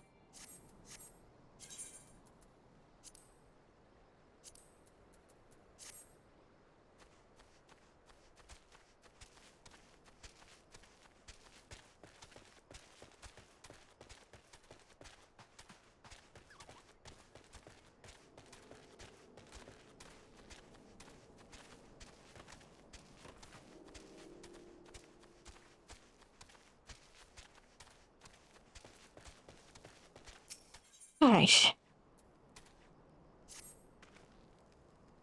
Could I ask for your help? I have no one else to turn to. I've searched all over the Azim steppe for one single flower. Someone told me that it was sold in Reunion, but I have had no luck here either. Could you search for this flower for me? It should not be a dangerous task by any means. No, I should not lie, least of all to a visitor to our land. It will be a job fraught with peril. For the only way to obtain the flower requires by slaying a purball. Excuse me. If you are willing to help, you should be able to find some north of here. Please, slay 3 of them and bring back their flowers.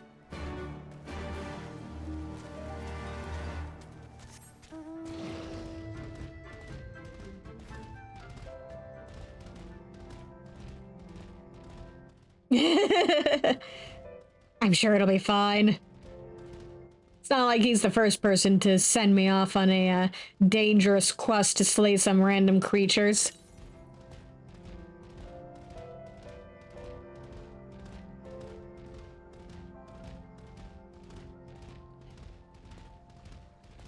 Quarry spotted.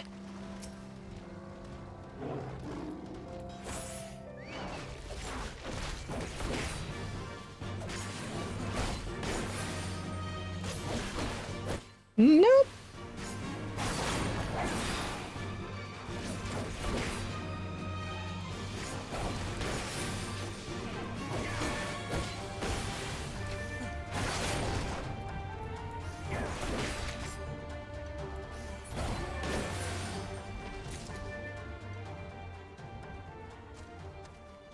Gotta kill 3 of these things.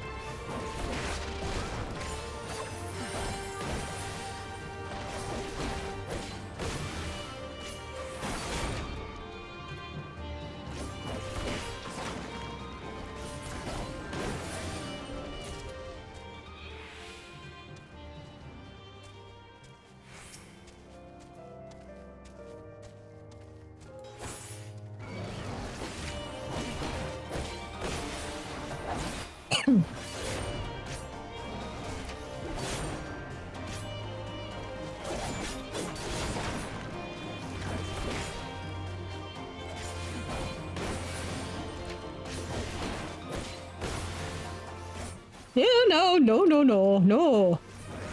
Absolutely not.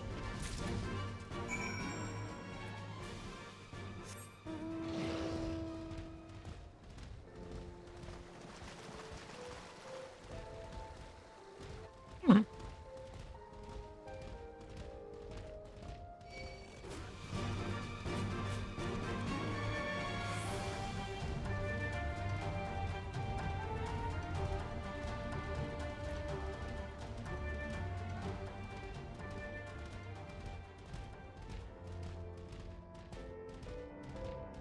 Yeah, it's real pretty.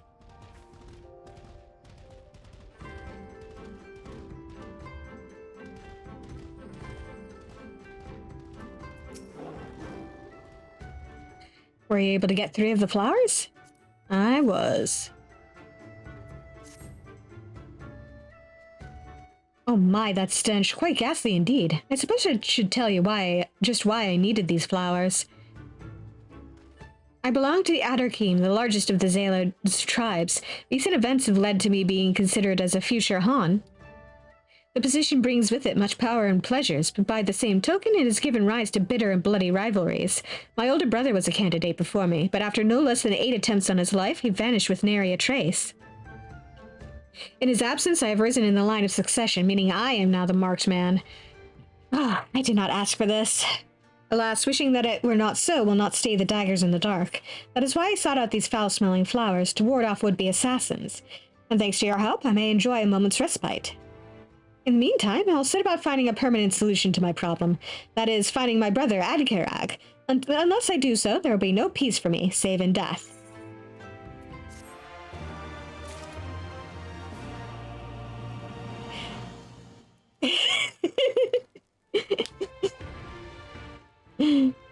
Now remember the name Adkarag, he'll come up later.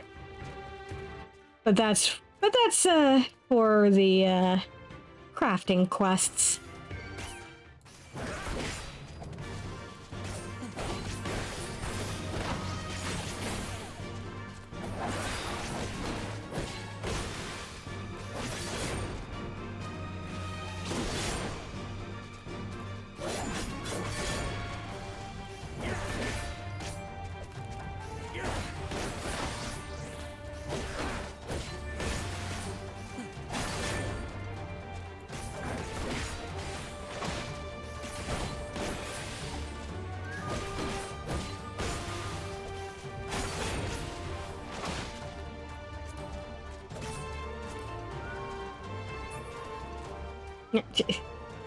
Estafugel, no.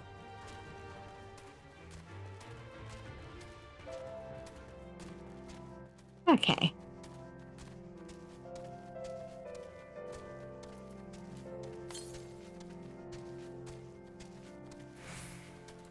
Let's go advance this quest. Maybe put away my weapon there. I am not about to go kill the missing prince.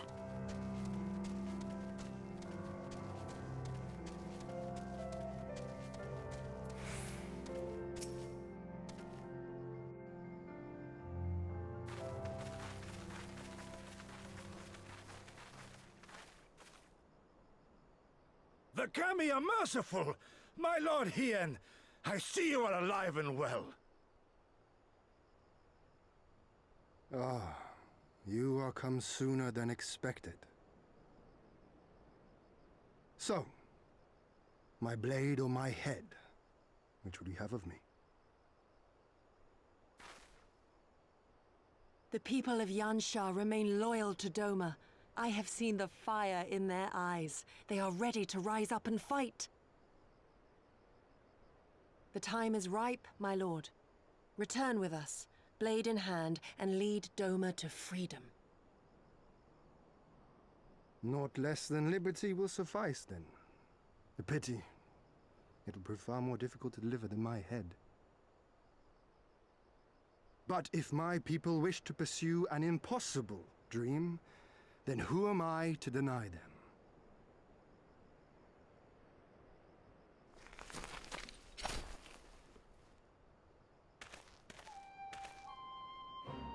Yugiri, Gosetsu, and The Scions of the Seventh Dawn, my lord. Good and true friends who opened their hearts and homes to us when we fled to Eorzea. Far across the sea they have journeyed to stand with us in the fight for Doman liberation. To oppose the Empire, as they have in the West, where they are lauded as heroes for their many deeds. Say no more, Yugiri. Say no more. I observed how you helped Serena, to whom I am deeply indebted. For that and for the aid you provided my people, you have my deepest gratitude.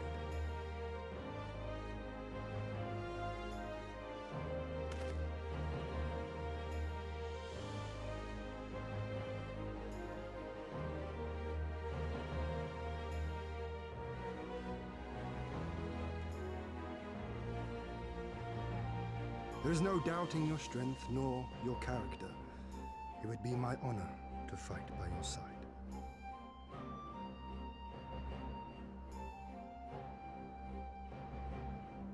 So, what of Doma? Arise, my friends, and tell me of our home.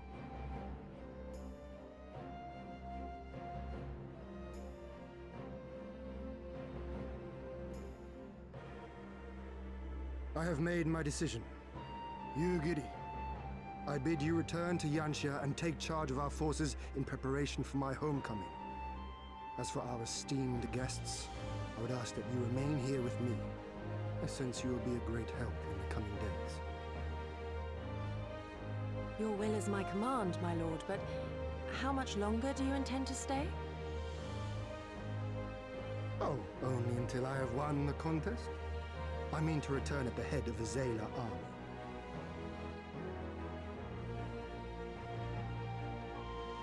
You mean to participate in the Nardum?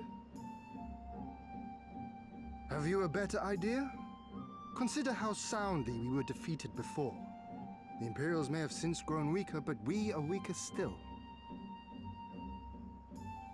'Twould be folly to challenge them without first supplementing our forces, so yes, I intend to win the Nardan and enlist the aid of every able-bodied Zayla I can.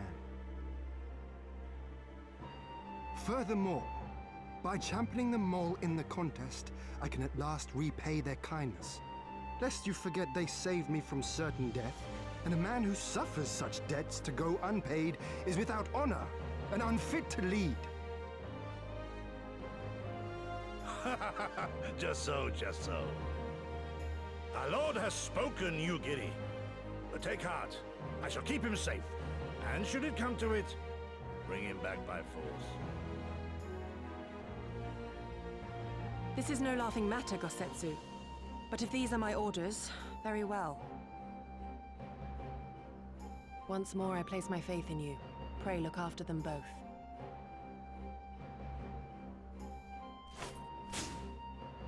Looks like it's up to us then. Though it does seem a bit risky. Isn't Hien meant to be the next king of Doma or something? So they say, though in truth I am but a pale reflection of my late father. All the more reason to entreat your assistance.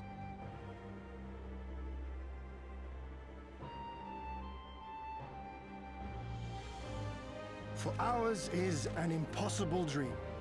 To set in motion a revolution that will rattle the very firmament and shake off the yoke of the most powerful empire in the world.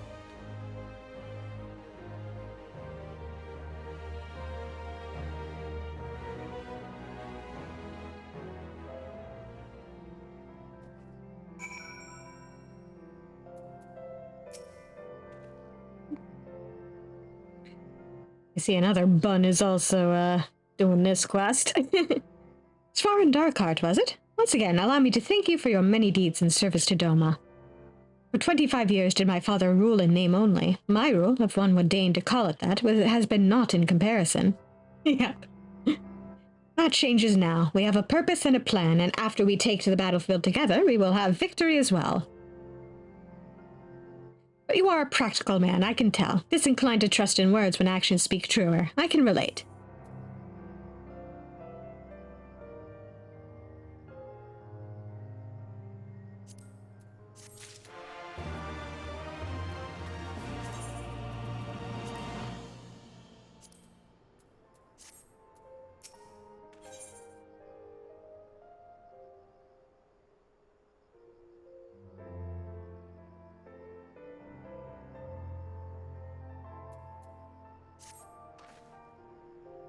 So, you too have heard of the Nadam.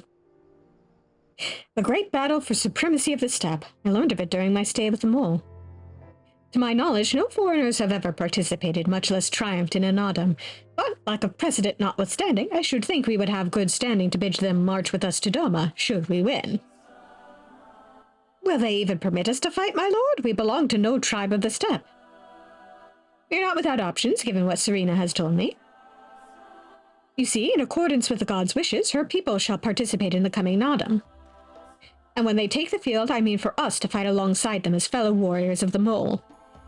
But we need not discuss this at length here. Come, let us head north to Mole Islo, where Serena and her people have made camp for this season.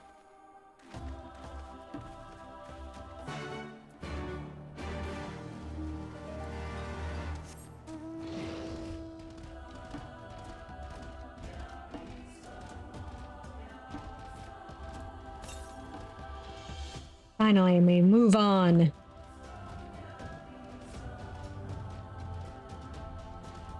I've done enough of running around in here.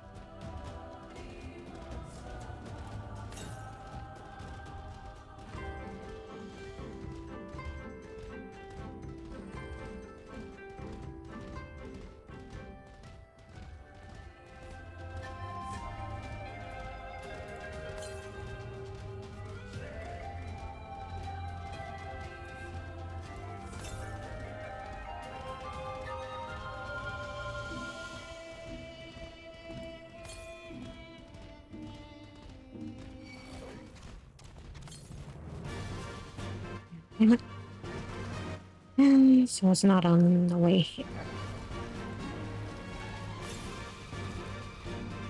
I wish I had another one.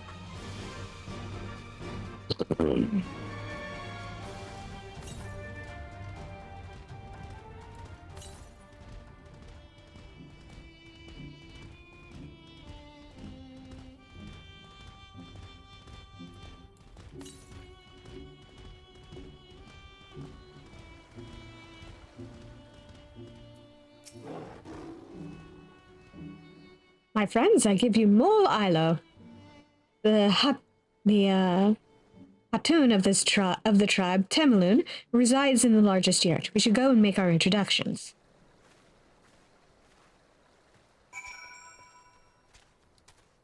I think that's how it's pronounced.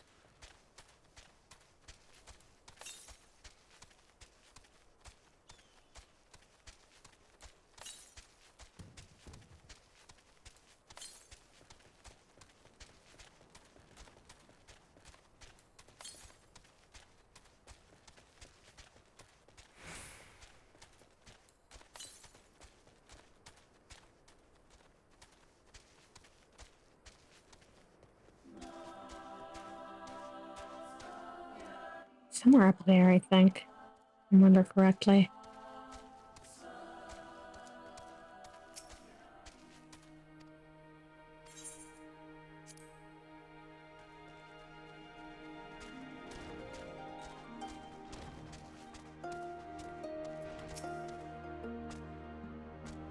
At last, the traveler comes.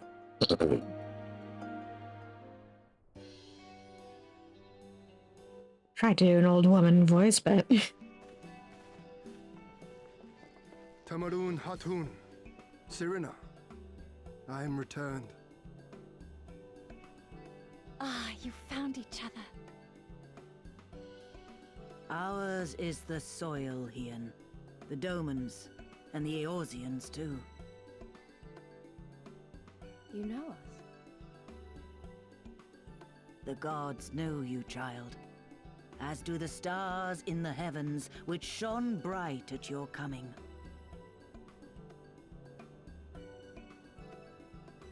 The mole hearkened to the whispers of the elder gods, which guide us in our daily lives. We know them through the Utun, like my grandmother. Hatun, I am come to beg a boon of you and yours. That I might liberate my homeland, I seek to rally the strength of the steppe. To that end, I wish to fight in the Nardum, as a warrior of the Maw. Will you grant me this honor? To stand with the mole is fruitless. Hian, do not do this. The gods may have willed that our tribe join in the Nardum, but... there is no path to victory. We are weak and our numbers few. Even with your help, it would be impossible. I thank you for your concern, Serena. But it is precisely because of the seeming hopelessness of your cause that we must needs cast our lot with you. Were we to join hands with a more favored tribe, our victory would inevitably be attributed to them, and no one would follow me to Doma.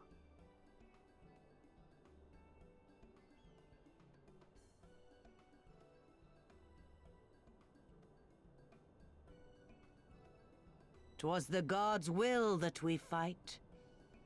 Mayhap this too is their design. Hear me then. As Hatun of the Mol, I invite you all to join with us in the Nardum.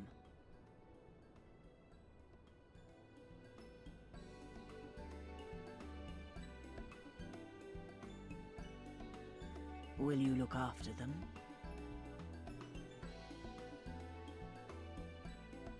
Come with me, friends. There is much I would show you.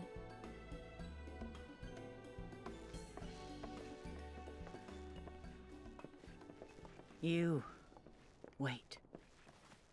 I would have words. A singular radiance, shimmering, like a jewel of the Dusk Mother, blinding in its brilliance. Stars flicker and flock to you. Before such gathered light, even the secrets of the gods may be laid bare.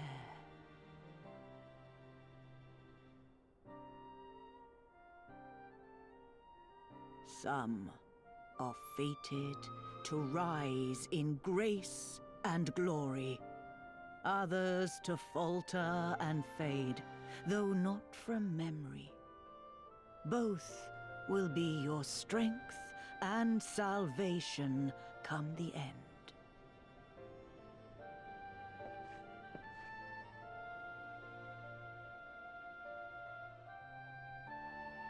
Cherish the stars and the light they bring you in the dark. For you are a traveler, are you not?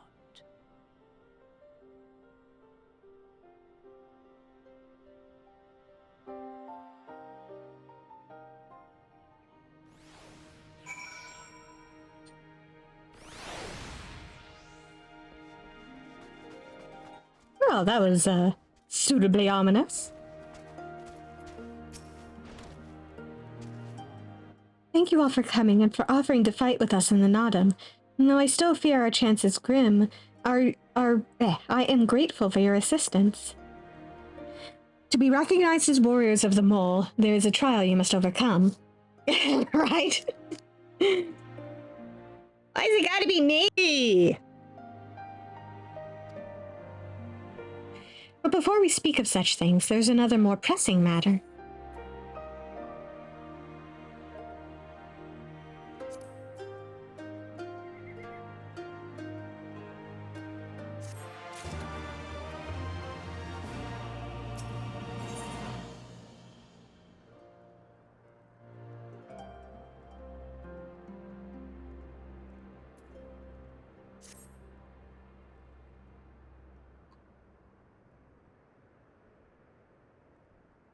My friends, I must warn you, the path upon which you embark is fraught with peril. You will journey onto the far reaches of the steppe to confront a terrible foe, as did the warrior Bardam in days of yore. 3 days he battled with the demon ere he returned to his people. So it is written, so it must be.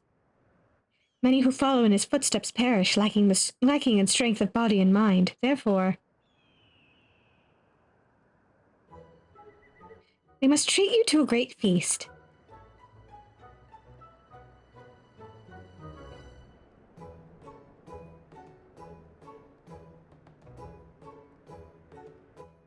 Have I said something strange? The hungry fox starves staring at the bull's testicles, therefore warriors should be well fed on the eve of battle.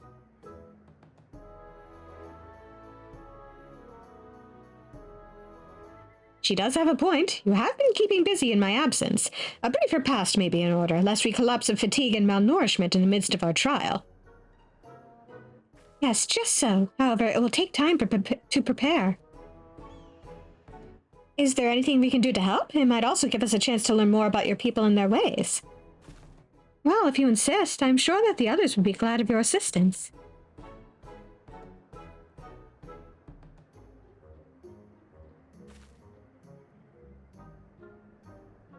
Would you go and speak with Dorbe, Lise?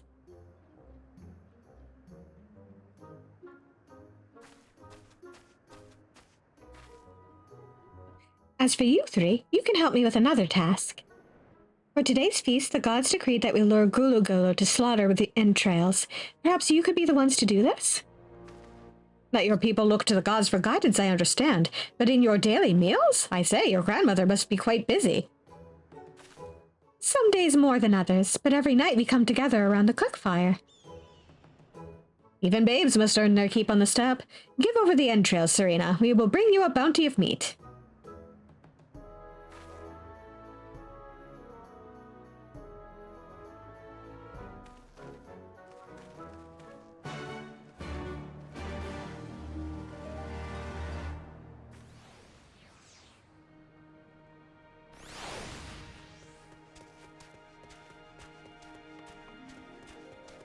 Yeah, let's go drop these entrails off and then A word of advice. Our quarries want to avoid the Zayla and their settlements, but is fond of flowing waters. A thought occurs to me. How about we make a game of it, Svarin? I have 6 bags of entrails with which we may lure our Gulu-Gulu. 3 for you and 3 for me. Whoever returns with the greater portion shall be declared the winner. What say you? Then it is settled. Gosetsu will stand as witness. Let the game begin.